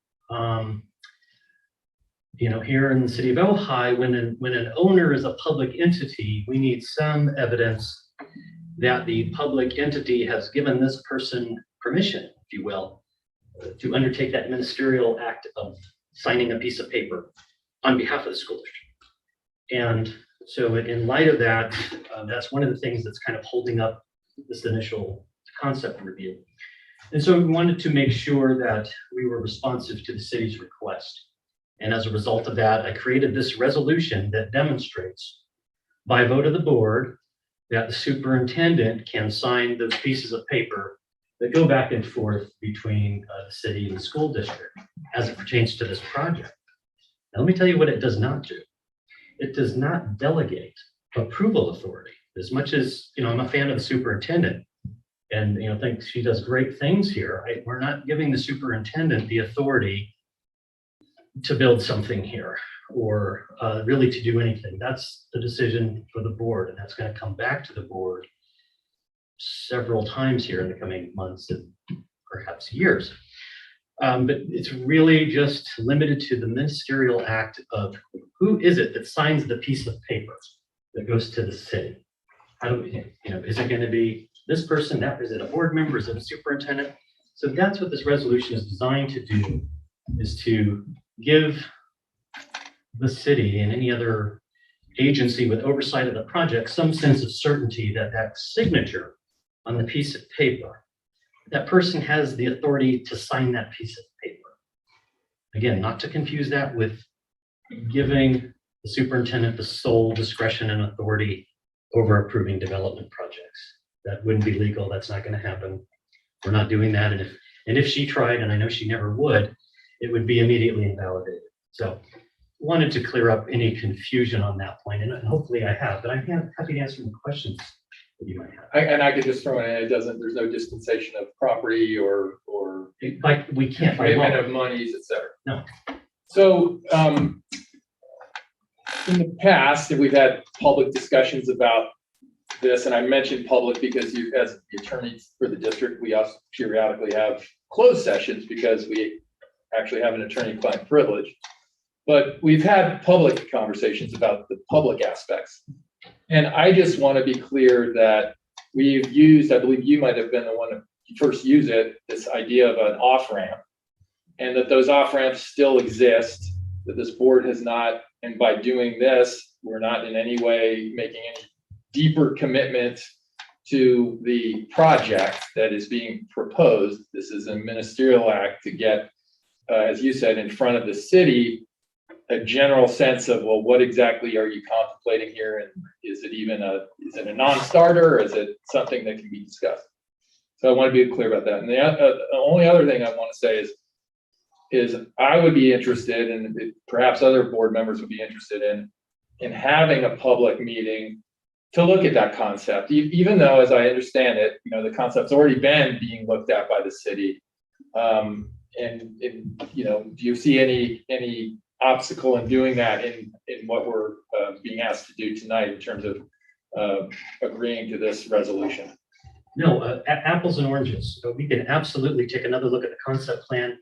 By way of reminder, you looked at that plan back in January, and I'm sure the developer would be more than happy to come back in November, December, or whenever you decide, and give you another presentation, kind of a refresher on that, and walk through, just as we did in January. I think they would have no qualms about that. And granting, you know, the authority to sign the paper is not going to change any of that, and doesn't change any decision that you have yet to make. Yeah, and I think the only thing I'll add to that is just what I personally like about that idea is I don't think it's ever been teed up, you know, as exactly as the presentation. I think the last time in January was teed up as our extension of the exclusive right to negotiate. So anyway, for what it's worth, that's all I have. Any questions? I have one. So when you become a superintendent or an assistant superintendent, perhaps a CBO, the Ventura County Office of Education requires that you fill out a form saying that you are a signator of the district and therefore can legally enter into contracts on behalf of the district as the superintendent or CEO, correct? That's probably right for Ventura County. I would imagine they do something like that. Did you know? Now, that's different than what we're asking tonight, though. I want to be clear. Right, but I just think, I don't know, I'm in favor of allowing our superintendent to sign on our behalf to submit this. But I do agree with Kevin that I would like to see the plans again. Like I would like to walk through that. Maybe our community would appreciate it too. I bet we can make that happen. Any other board members with comments? Ready to vote? Yeah, I'm comfortable with this, with the bringing back the thing, because, you know, as we know, that concept evolves. And so we want to keep track of the evolution. Absolutely. But, A motion? I'm going to approve. Second. All in favor? Aye. Aye. Yes. You're gonna like it. You're gonna start using that. Aye. 4-0. Thank you very much. Thank you. Thanks for safe travels. Thank you. Yeah, we're gonna take a quick break. Are we gonna finish with the? Oh, we have that other the textbook. Should we do it before the time break? All right, we have resolution 7.1, which actually does require the opening of a public meeting. It's the sufficiency of textbooks and instructional material.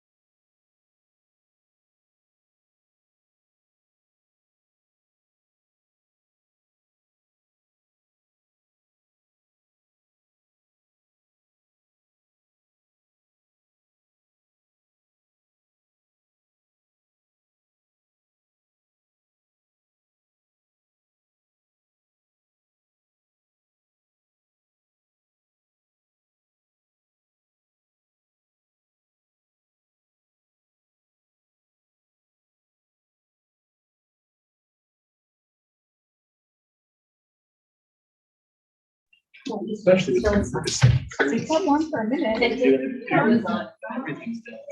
We're We're live though, right? No, I think we are. Are we live? Yes, we are My live. thing says live. Thanks. That's excellent. I can imagine. 7.2.1. My favorite thing, I'm sorry. And it's like So- 5 minutes, and then like 30 tickets will come in by the time the actual check. Somebody, let me see, I can see who. Roger. Katrina. I haven't even touched my. Here, it's not me. Okay, let's. So we go to 7.4.1, measure J and K, projects monthly report. Oh, gosh, sorry. I was gonna make some mistakes here. 7.2, 7.2.1, substitute shortage solution. Give me a moment. Go back. 1 second, I changed screens.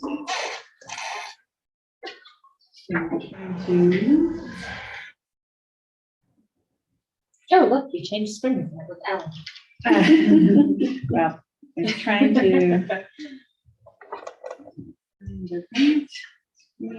Shut here, hold on. I had it all pulled up and then I think I got off. So as you heard from Jake tonight and from Chuck, and from me earlier, we have a shortage of all staff in general, apparently except for grounds, but everywhere else we have a shortage. And so one of the things that has been a huge impact on our staff is substitute teachers, not just us, but everywhere. This has been an interesting issue to kind of address. We have regular HR meetings with every other school district in the county, and our sub rate is not the lowest one in the county. They're all actually fairly similar, and everybody met and said, we agree that we're not going to raise our substitute rates and get in essentially a bidding war for substitutes. And then a week later, that was happening everywhere. And so, so we have to compete, and our substitutes, if you average out their daily rate and the number of hours they work, they actually make, in some cases, slightly less than a custodian on our hourly rate. And so, but they have a very important job that can be very difficult. And I started my career in education as a substitute, and it was the hardest thing I ever did. It's very hard, especially middle school and high school, to walk in and see 150 kids. In middle school, 150 kids who are all trying to test you, because that's what middle school kids do. That's where they are developmentally. So we have some potential strategies to present to you tonight to help with that. Even yesterday, we had 3 substitutes or 3 teachers who were out. And I would share, we have a lot of really serious medical issues happening in our district, and it's not related to COVID. We just have some people who have regular life issues, but it seems like there's a lot right now. Yeah, and so at almost every school, I think we have one teacher who's very ill or who's out, needs to be out for reasons, and we just don't have enough people. And then we have administrators cover. So today, Nordoff needed 3 subs for all day, but all of the administrators who would normally cover those classes were administering and hosting the PSAT. And so we had no options for people to cover those classes. And so we were begging people to come work for us. So there's a need. I don't need to tell you more about that. So here are the requirements for substitutes. Just in general, you would have a bachelor's degree, and then you have to meet one of these things, an ACT, CBEST. There's a new ability to fulfill that basic skills. It's very, very new, and we're still sorting through exactly what that looks like, but it has to do with transcript analysis, which we can't do right now in-house. Negative TB test, fingerprint background check, which sometimes takes a little while to complete, and sometimes it's very quick. And then to be available for assignments at least once a week. So sometimes we have people who go all the way through the process, and then they're like, oh, I can't work, which is not very helpful. So our proposal has 3 components. The first is a quick start bonus, which is an additional $500 earned after completing 5 assignments with a positive evaluation. So you have to successfully complete 5. We don't want to penalize those lovely people who have come to work for us already this year and have heard our cries. We don't want them to, like, oh, I started 5 days ago, so now I don't get a quick start bonus. And so we wanted to open it up to anybody this year who has worked for us in a classroom. Additionally, raising the substitute rate from $125 a day to $140 a day, which is still kind of in line with the rates around the county. And I tell you, I was mildly irritated because I was sharing this idea with Tom, and then I think he stole it, and it is on his board agenda. And I was like, this is my plan for substitutes. These are my substitutes. But we all have this need. And then a retention bonus, because what we also didn't want to do was set up a plan in which people worked 5 days and then never came back. We would like you to continue to work for us because we have continued need. So if you work at least 1 day per week, each week of the month, then you get an additional $50, which is a third of a raise.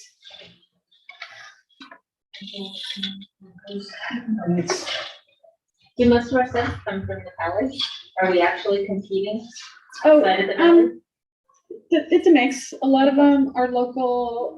A lot of them are retired. Some of them have moved here. Some of them travel here, but generally not from, like Conejo, but from Ventura or Santa Paula.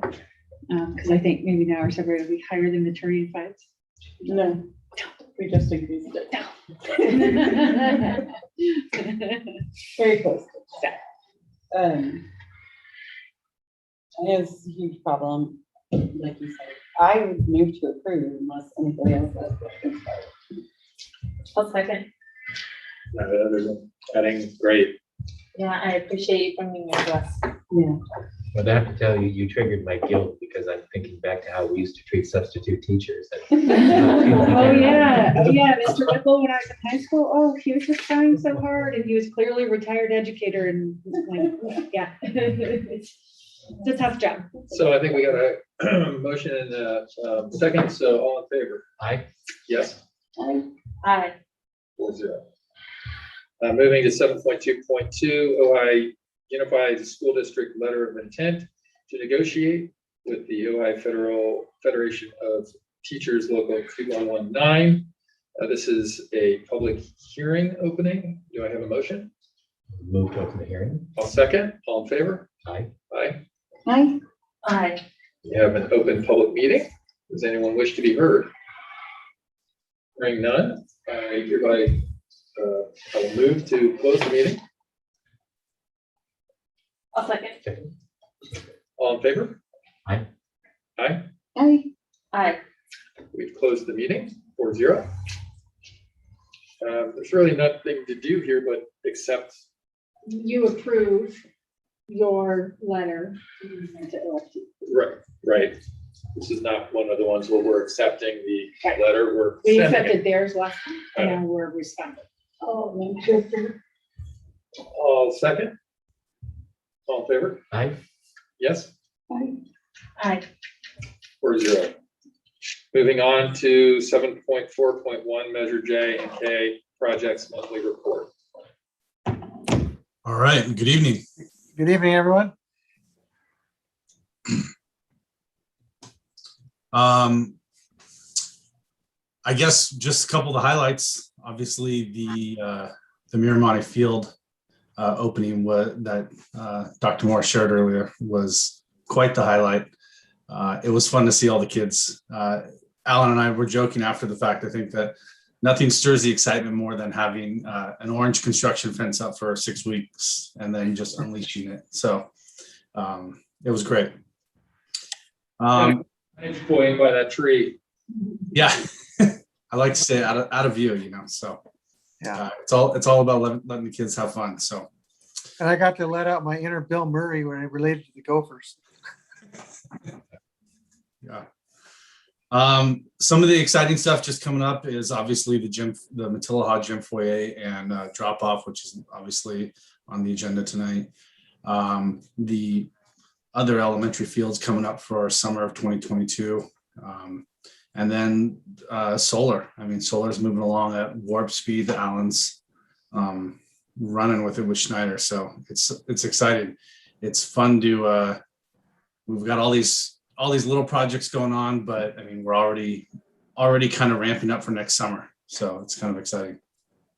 Yeah, I think we've got the Thanksgiving week break and the winter break pretty well slated out right now. Yeah. So, any other questions for us on the update? Nothing. No. No, thank you. So we'll move over to 7.4.2. There are two measures relating, two agenda items relating to the exterior trash cans. Should we combine them? You could also, if you want to take the hydration stations, although I would just like to share a picture briefly about why we're bringing this item, because I had a little sticker shock when I looked at the. I did too, and I actually went shopping to try and find a cheaper product and failed. Yes. So FYI, this is what trash cans cost. Yes, but here are just some pictures can you see them? Yeah, here's some pictures of our current trash can. So you can see Ixl took this one and said, does Oscar the Grouch live in there? And over on the left, where just the whole bottom is rotted out and disconnected from the actual trash can. We don't have lids. The liners fall down and kids just keep piling trash on the liners. They're just problematic. We have, and Chuck would say this for grounds, we have a lot of trash that blows around, or animals pick out the trash and fly around with it, or so these are expensive, but as part of our overall campus beautification, we can have these beautiful campuses that are painted and look nice, and then have these, like literally this one with the green on it is in the parking lot at Nordoff, right in front of the school. So trying to make it both more easy for custodians, easier for grounds, and then look nice. Yeah, they're nice and expensive. But yeah, they're nice. How long do they last? Well, it depends on kids, because they're for kids, but they are the metal, the epoxy coated metal, metal ones. I So would say that we have a from the school and it's never gonna go. It's never, ever, no matter how much we want it to disappear, it's still. Where are you? this is my favorite game. Yeah, kudos to the business department for really, going through lots of vendors to try to get us the best price on this. These, again, I think everybody had the sticker shock, but they really vetted a lot of bids to try to find the best deal on these. Is there any feedback from our custodial staff on these?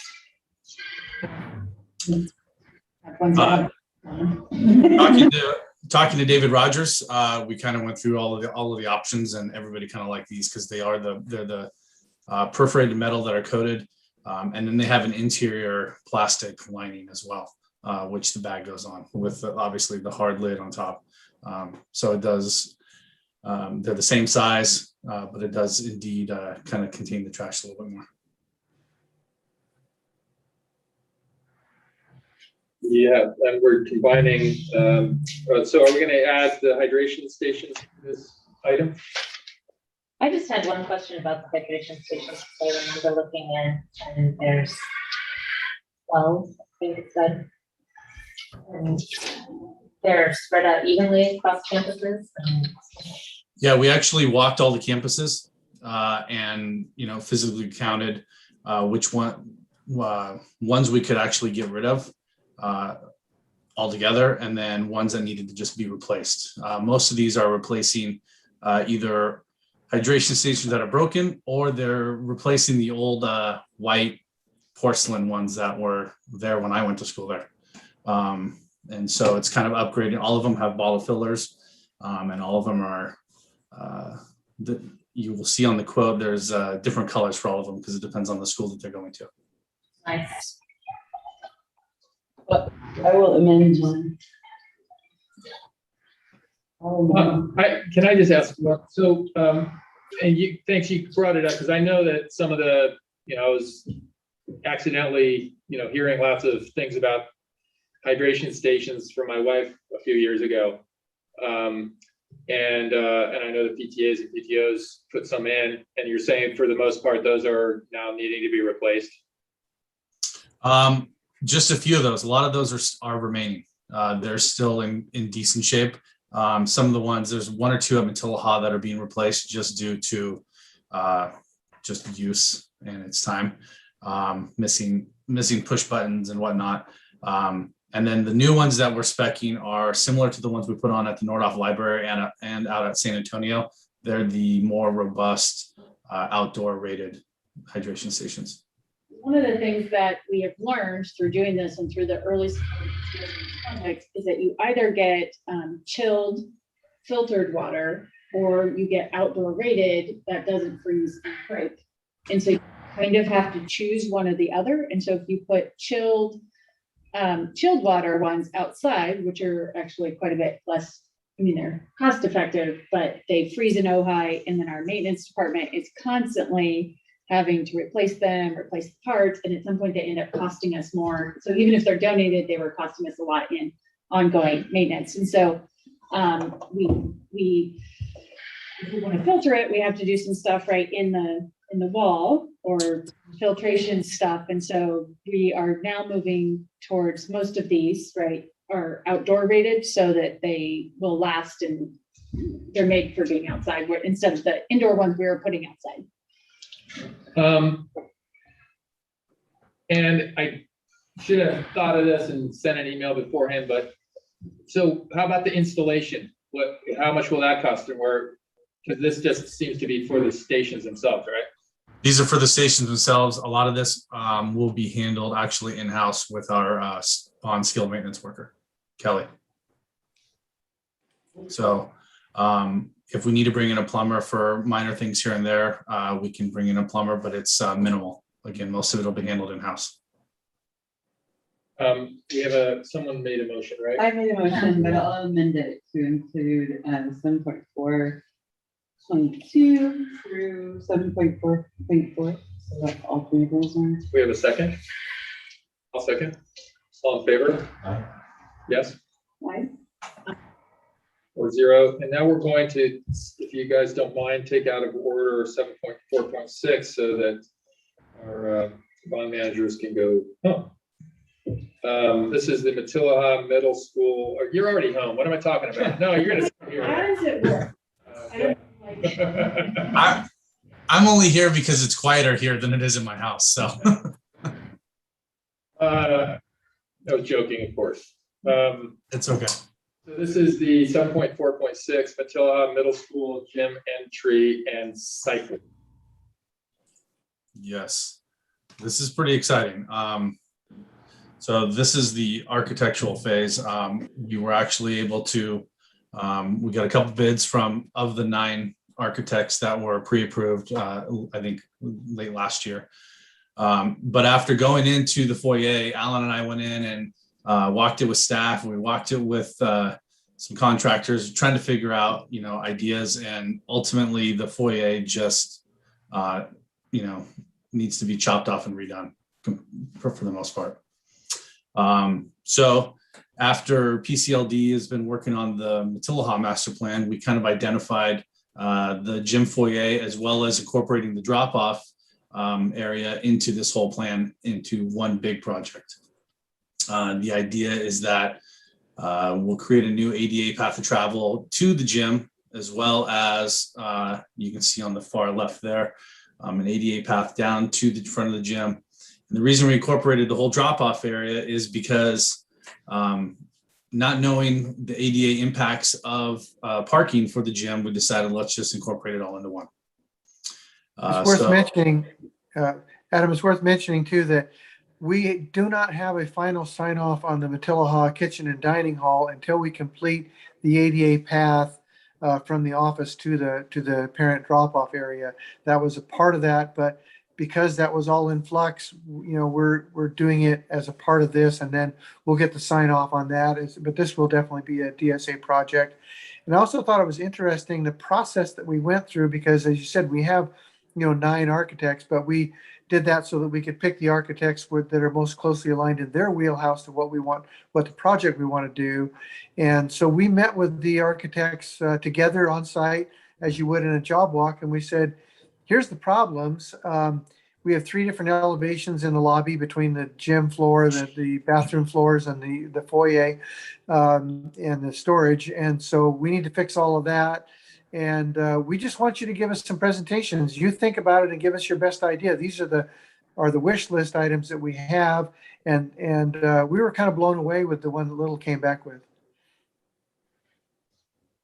So I have questions about it, unless you're not ready for questions yet. Go ahead. Okay, so the ADA path of travel I see on my screen, it's on the left-hand side of the gym. Correct. I'm wondering about parent drop-off for an ADA student, so it's like that drop-off would have to occur on the far side of the gym, and that student would have to travel quite a distance to get to the main part of campus. Am I seeing that correctly? Or is there ADA within the drop-off as well? There will be ADA within the drop-off. Just to the right where you see the circle, kind of the in the middle of the oak grove. I think it's number 10 right there. Yeah. That is actually an ADA path as well, is the Envision. These are just obviously the first conceptual drawings. We kind of gave them, what we had worked with PCLD on, and this is what they came back with. But the circle there on number 10 is an ADA path, as well as that DG path that cuts all the way across would be ADA compliant. The one on the far left is mainly the ADA access for the front of to get into the gym. Okay, that's helpful. I didn't see that ADA. I couldn't figure out how to interpret that circle, because to me those look like steps. So I wasn't sure if that was ADA or not. The idea is that it's ADA, and I honestly, one of the other reasons that cutout is there is to preserve that old growth oak that is currently there. And then I don't know if you're ready for questions on the interior or not. But I have questions on the interior, so I'll let your. Go ahead. So if we want to go up to the slide right before this is the 2 floor plans. These are obviously, so Alan and I still envision some tweaking here because there's frankly just not enough storage. That was one of the main feedbacks coming from the staff over there, is that they just need more storage. Currently, a lot of the stuff, the benches, the volleyball stuff, poles and netting are stored literally in the foyer, just from a lack of storage. So the idea is to create some more storage, but also obviously one of the bigger factors is creating ADA access to the gym and ADA compliant bathrooms. So my question is about the bathrooms. Yes. Because I love the unisex bathrooms as opposed to gender specific bathrooms, but I don't love that looking at the option 1, that if the doors are open from the gym to the foyer, you could potentially be looking right into a bathroom stall if that were also. Correct.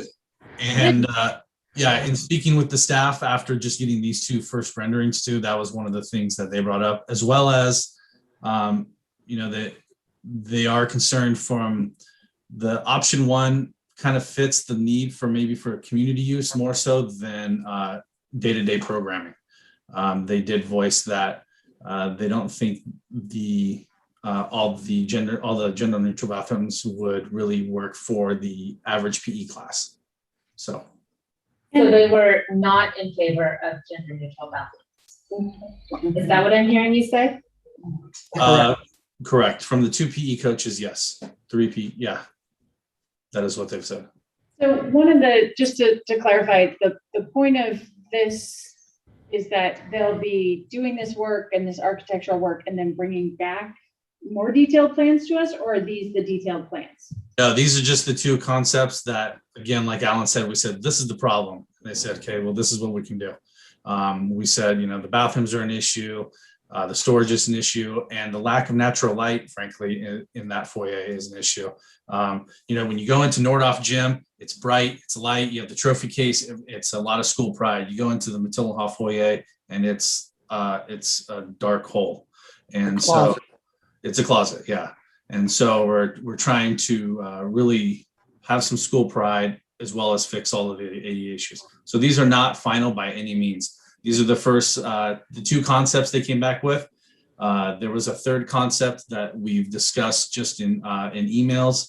But once this is approved, yeah, we will definitely come up with some more, some options, fine tune it, and then can bring it back before we go to bid. Right, and this building is about 8 feet more depth to it than the current foyer. Correct. So this is, yeah, by no means is this final. Then I won't go into any more detail and just say, cool. But they So- haven't done the design work. This is just a concept by the bid, and then they will do massive amounts of work like we did on everything else for the actual design, which we'll bring back to you with the actual project. Correct. And, from the entry point out, some of the stuff we liked is that they have the Matilaha, above the Matilaha logo, they've got a huge skylight you can kind of see just to the left of that new entry. They kind of mimicked the barrel roof, which is actually pretty unique now to have a gym with a barrel roof. So they kind of mimicked that with the entry, large glass doors. And then the bottom picture there can kind of shows, can we scroll down just a little, Tiffany? There you go. So we have the stairs coming down on the sides, but in the middle, there's they've kind of created a outdoor gathering area for between games or PE, before PE starts, all of the above. So, that's kind of exciting. So. I have a question. Aside from the cafeteria or cafeterium, whatever we're calling it, do we have any other DSA projects that are open on Matilaha campus? ADA, the need for ADA? No. No. Great job.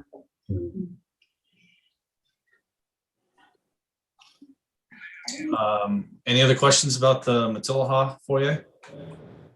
Like I said, it was kind of, as PCLD was finishing up their master plan, obviously the feedback from Kelly Stone and Mr. Anderson are, we got to do something about the drop off.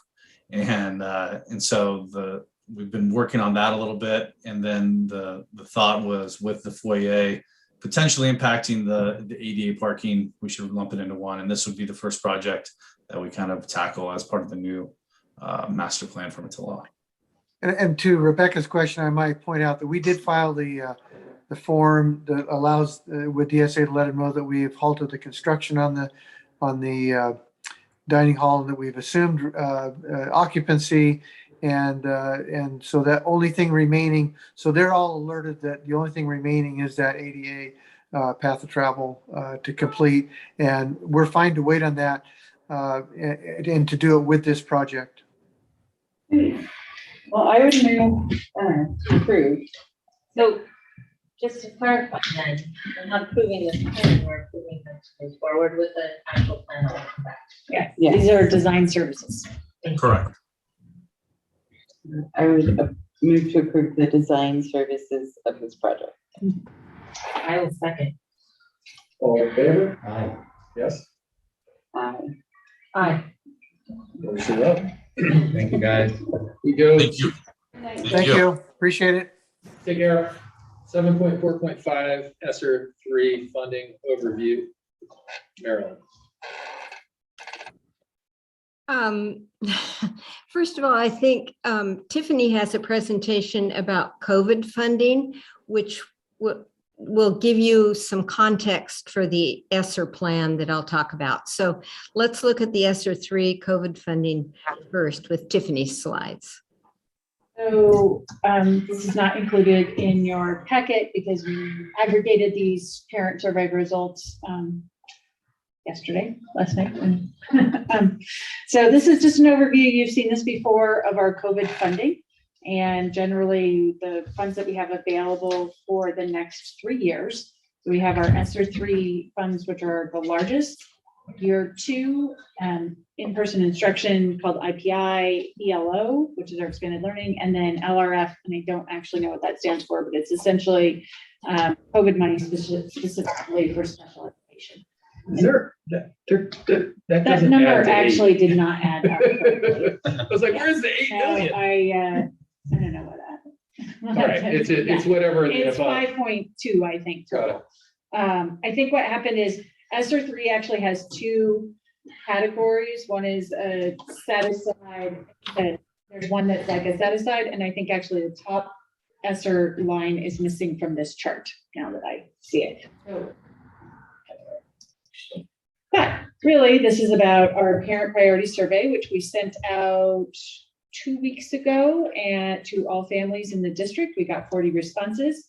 In general, they all pretty equally wanted expanded recreation, expanded academics, and expanded social and emotional well-being. So good news is we're addressing all three of those.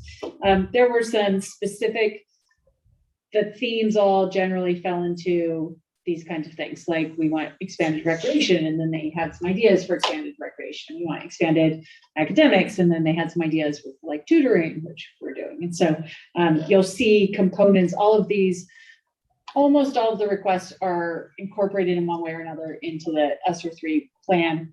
The ones that we could, there were some that were COVID away and stopped focusing on COVID, and so we weren't able to meet those in this plan. Curiosity, is there any, 40 responses is not stellar responses, and I have to admit, as a parent in the district, that I totally missed it. And the survey went out, so I'm guessing I'm not alone in that, since there were 40 responses, but is there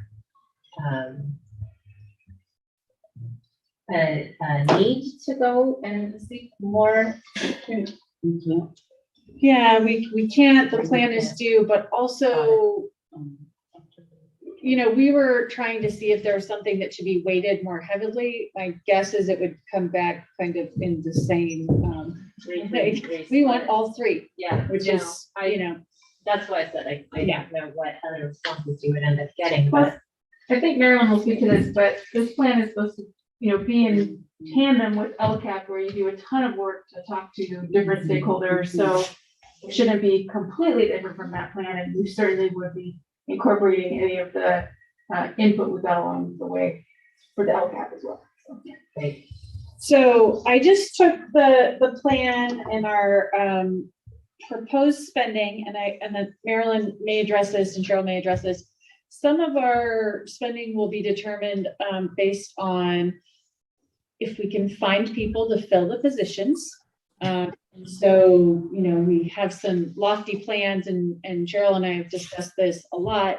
We can say, oh, we want a, you know, 2-hour after school program, but if we can't find people to do that 2-hour after school intervention program, then it's not a useful plan. And so we are working with our CSEA partners on some ideas for job descriptions that might be a little bit broader, how we might be able to create maybe some temporary positions that we don't currently have, but that combine so that we can have more hours and therefore more attractive positions for people. So some of that is still in process. And so you don't see that level of very specific details because this is a broad overview of the plan, and then we'll continue to work out those details.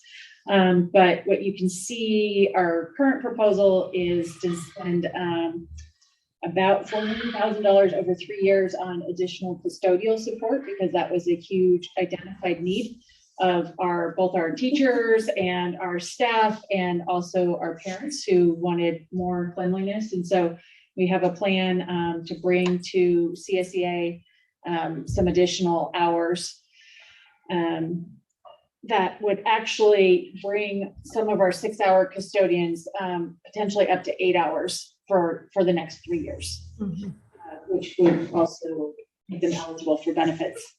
And then campus/student support. So that's aides, other positions like that, campus assistants, campus supervisors, things like that. Academic support is lower because it's honestly, we already spend a lot of money on academic support. And so that's really where we don't need a lot of additional funding. It's more about structuring and time and programs and how we use our time that we have. Mental health. So this is some additional mental health clinicians over the next 3 years. So again, these look like big numbers, but they're over a period of time. That is pending our ability to hire more mental health professionals, which has not been successful to date. So we have great plans, but we'll see. So, which is why we're glad we have this grant with a partnership organization who can help us. PPE and just general supplies, transportation. One of the things that we see with COVID is, you know, we just have greater needs for transportation. So being able to support that. And then could you just stop there? Like how you know, it's hard for me to imagine transportation other than a writ large. We get buses and they have routes and Yeah. they're already going where they're going. So how would we spend this additional money? Well, so we bought a bus last year, Okay. which wasn't delivered until this year. So now that comes out of this pot of funding and rather than the pot of funding last year. And potentially, for example, athletics has a need for additional transportation, and we just can't put as many kids on a bus or in a van. And so trying to provide additional vehicles to do that services. And so we're actually working on a full fleet vehicle plan. David and I met about that yesterday, and Cheryl's been working with transportation. So this is one little piece of a whole plan that we eventually need to bring back to you. Also looking at grants that are available for like electric vehicles and things like that. And so this is really to add to the current capacity that we have to transport students.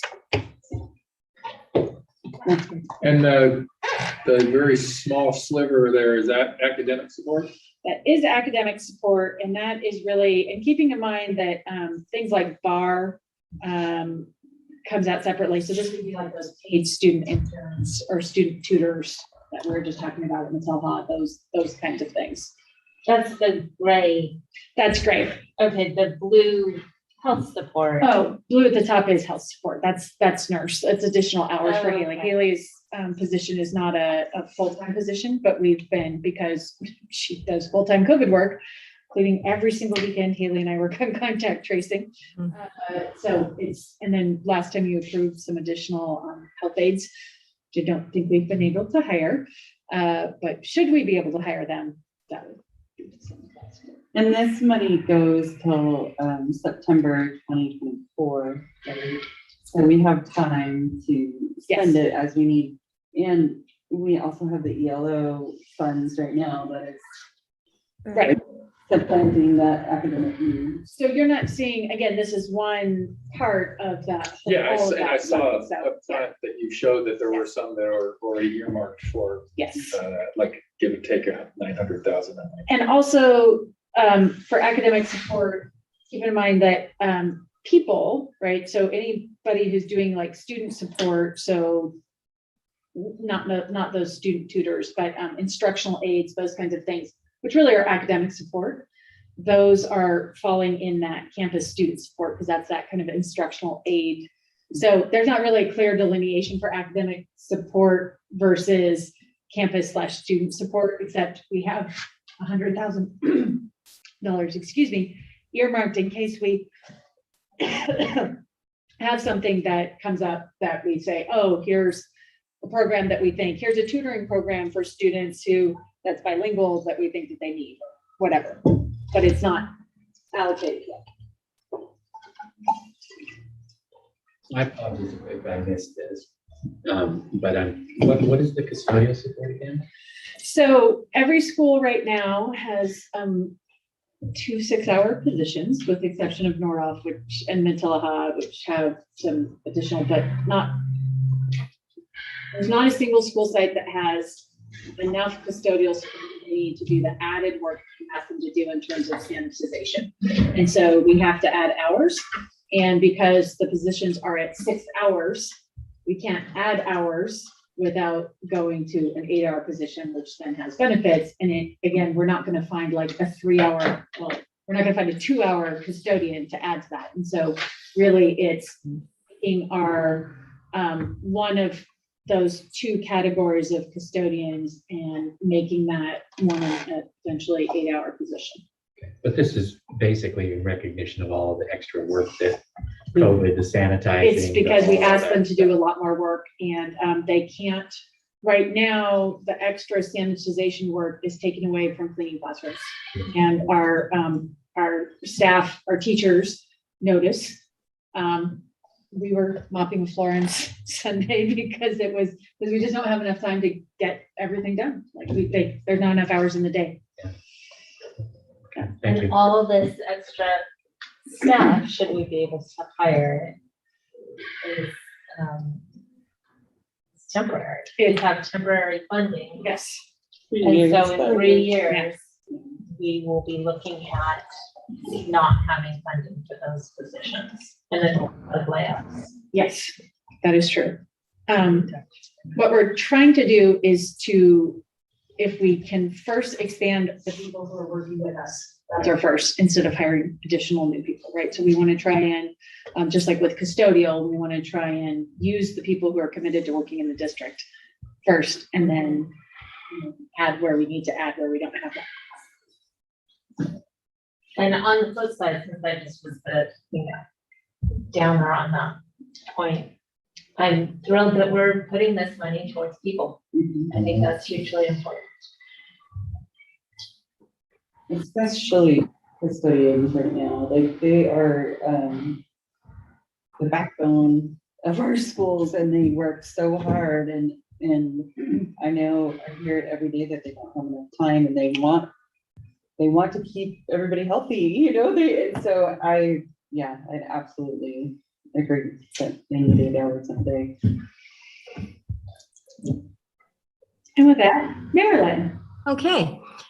Well, first of all, a lot of times we get asked what ESSER is. We use all these acronyms, and it's Elementary and Secondary School Emergency Relief. So you have to, I'm giving you that context for this plan. And really, as Tiffany mentioned in her presentation with the COVID funding, we've had 3 large funding buckets, I call them funding buckets, from the federal government to mitigate the effects of the pandemic. And the first one was ESSER, which was under the CARES Act, and I think it was $13.5 billion nationwide. And then the second bucket was ESSER 2, and that was $54 billion. So it keeps going up. And then this ESSER 3 is a result of the American Rescue Plan, and that provided a third round of funding. So that round of funding amounts to, I think it was 122 billion nationwide. So it's quite a lot. And as you mentioned, these funds that are allocated to the district have to be expended by September 30th, 2024. So we have 3 years in which to spend that. Now, when you take federal money, you know that there are strings attached. So this plan is part of that accountability for taking federal money. So in the plan, and you've got it in your packet, it's really broken into 4 sections. And the first section is just a summary of the expenditures. So you get the entire amount, $2.8 million and some. And then it's broken out into 2 sections. So one section is on safety, the safety protocols, and then the other one is mitigating the effects of the pandemic. So it's broken out with a summary of the expenditures. So that's Tiffany's last slide, gives you kind of that disaggregated data of the amounts. So as far as the plan, the first section, as I said, is the summary. The second section is meaningful stakeholder engagement. And it's really important that when we have stakeholder engagement, which is now going to be called community engagement, we have to really collect input from the perspectives of many different people in our community. So it's educators, parents, people in the community, and then specific groups. So we have to really work at identifying those unique needs in our district and who we have in our district, and especially related to the effects of COVID and the pandemic. And so there's 2 parts in the community engagement section. Everything is always broken down into 2 parts. First of all, we have to describe what efforts did we make and what opportunities were there for input of these different groups. And then the second part asks how the plan was influenced by the input. And so you'll see that you can read those 2 sections. Much of this and Tiffany alluded to this, much of this plan is really woven into or braided into our LCAP. It's hard to differentiate, although, as I'll explain in a little bit, this ESSER plan is really to provide supplemental to what we're already doing and what we already talked about doing in the LCAP. Then the third section is the actions and services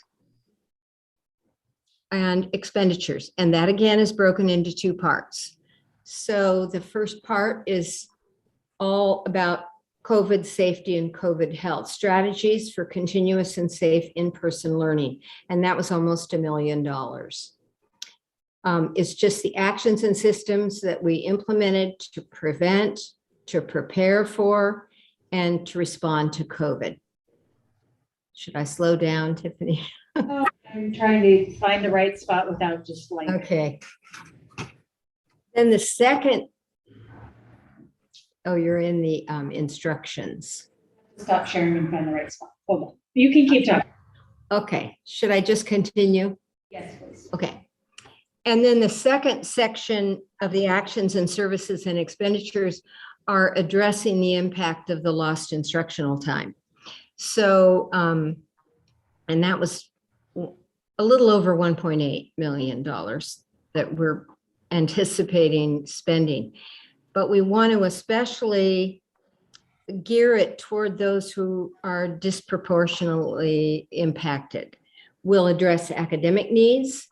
We'll address social needs, emotional, mental health needs, and really those opportunity gaps that existed before, but now might be exacerbated by the pandemic. So those are the two sections in the activities and services and expenditure plan. But keep in mind, we shouldn't be shifting our priorities at all.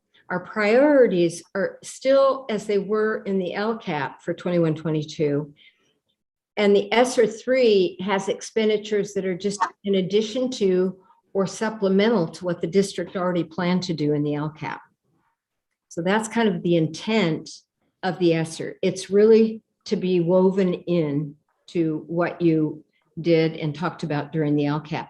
And even in the community engagement section, all those things that we talked about with the LCAP 21-22 were the same things that parents continue to talk about, as Tiffany mentioned. They're concerned about mental health. They're concerned about academics. They're just concerned about supporting the students. So it was really in sync. The newest input was really in sync with the same things we had with the input for the LCAP 21-22. And then the last section is progress monitoring. In other words, how are we going to know, how are the students doing? Is there anything we need to change? It's a bit of a dynamic plan. It's not static at all. And, you know, we may find that we need more of one thing, or we didn't need that much, or things like that. So we have to look at different things and evaluate the effectiveness of what programs and activities that we're doing.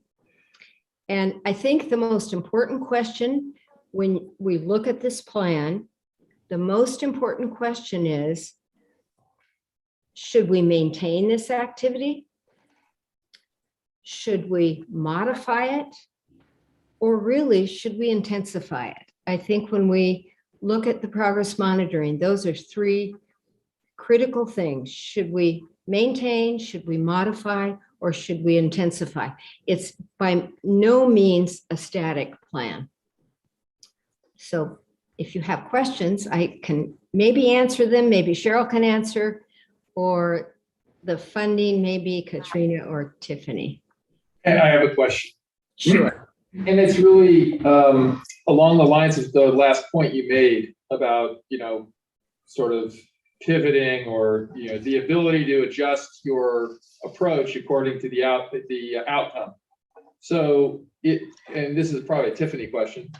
Rebecca, maybe, the money, we have it in the bank right now, like we got the money and we have to spend it by 2024, or how does this work?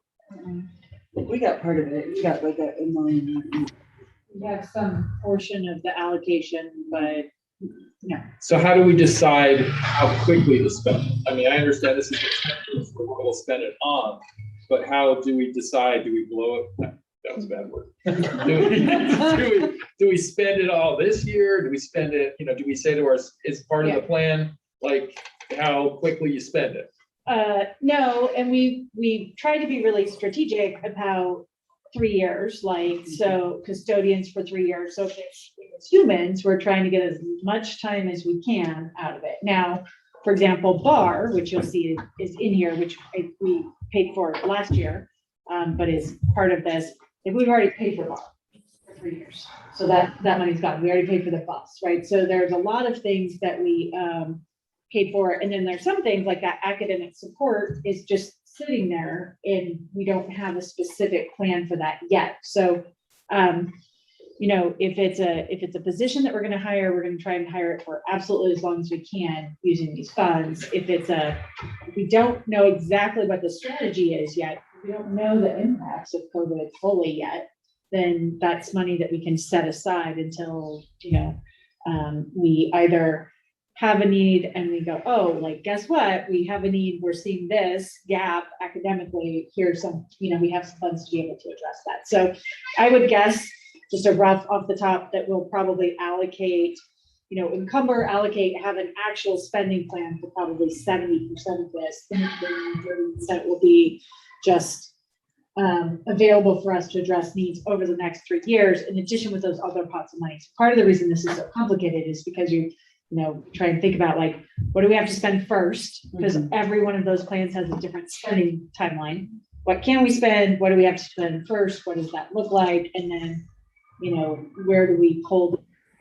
So, and then like the CARES funds and the ELO funds, which are also COVID funds, all have a year spending deadline, they're super quick. So you want to just, that's the really practice. Spend your money that your deadline's coming up fast. But for people who want to commit to saying, if this is a temporary position, it's a temporary position for 2 or for 3 years.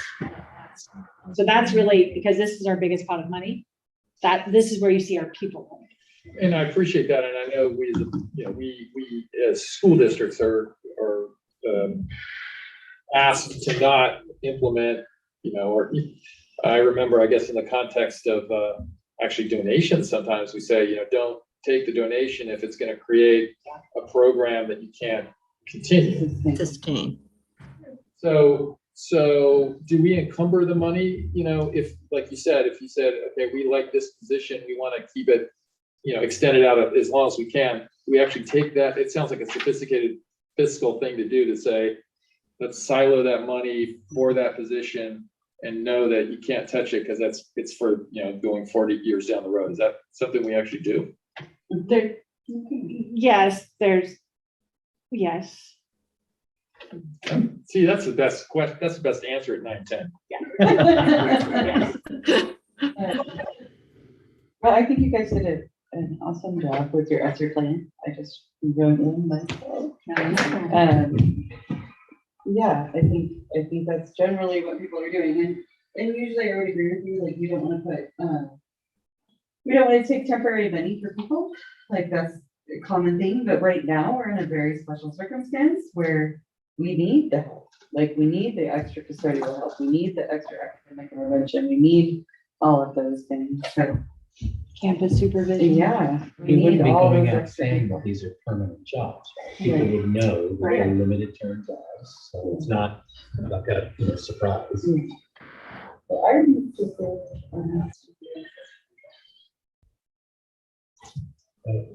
I would second. All in favor? Aye. Yes? Aye. Aye. Again, Marilyn, good work. Thanks, Marilyn. Oh, you're very welcome. I was, I was kind of laughing because I told my daughter on the phone who's flying back from a business trip, I said, I'm almost last on the agenda after trash cans. So I don't know if that was intentional or what, but I had a good laugh about it. So anyway, thank you. Just so you all know, the process of making the agenda is that we get them and then we put them in order. And then once Hazel starts working on things, if we have to add something and we have to renumber, it's a huge amount of work. And so that's why, for example, use the gym entry after ESSER and not with the other one, because otherwise we have to go back and renumber every single page on Friday afternoon. Yeah. Not as logical as we want, but it's a functional agenda to get it out the door and published in a timely manner. So Yeah. Okay. Thanks a lot. See you later. Bye, Merlin. Bye. Good night. Brings us to the parking lot, 7.5.1.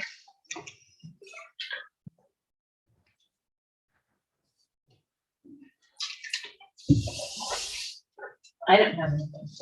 I don't either. I don't either. So that brings us to the end of our meeting, I believe. Do you have anything to do? No, you don't want to do? All right, sure, why not? What do I say? Meeting adjourned? Meeting adjourned. Oh, I used to have a gavel. That's what I was. Okay, meeting adjourned at 9:11, so we can. 9:09, Dr. Meeting adjourned at 9:11 Pacific Daylight Time. Night, everybody. Jay, could I ask you if you roll that TV in? We'll just put it in the boardroom for tonight, but help us disconnect it and stuff. You know what?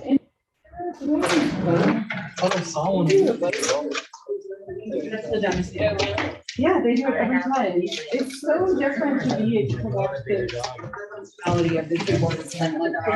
They are when you. No, if you're gonna have to remind us, Rebecca, and one. Okay, hold on, comment. Let's blur it out. Oh, a gavel. There we go. Where was it? Back there? Gosh, I can't even get used to it. I'm out of here. I got I fired. didn't even know that was a Jane's thing. coming back. Well, it's like, I thought we were supposed to get in that cabinet. Why was this looks great. Good job. Everybody for your. Oh, we're just thankful you do the technology. I like the, good job. Good night, everybody. Good night. Yeah, happy Christmas. It's insane. What accent? Yes, because I'm. Right now? Yes.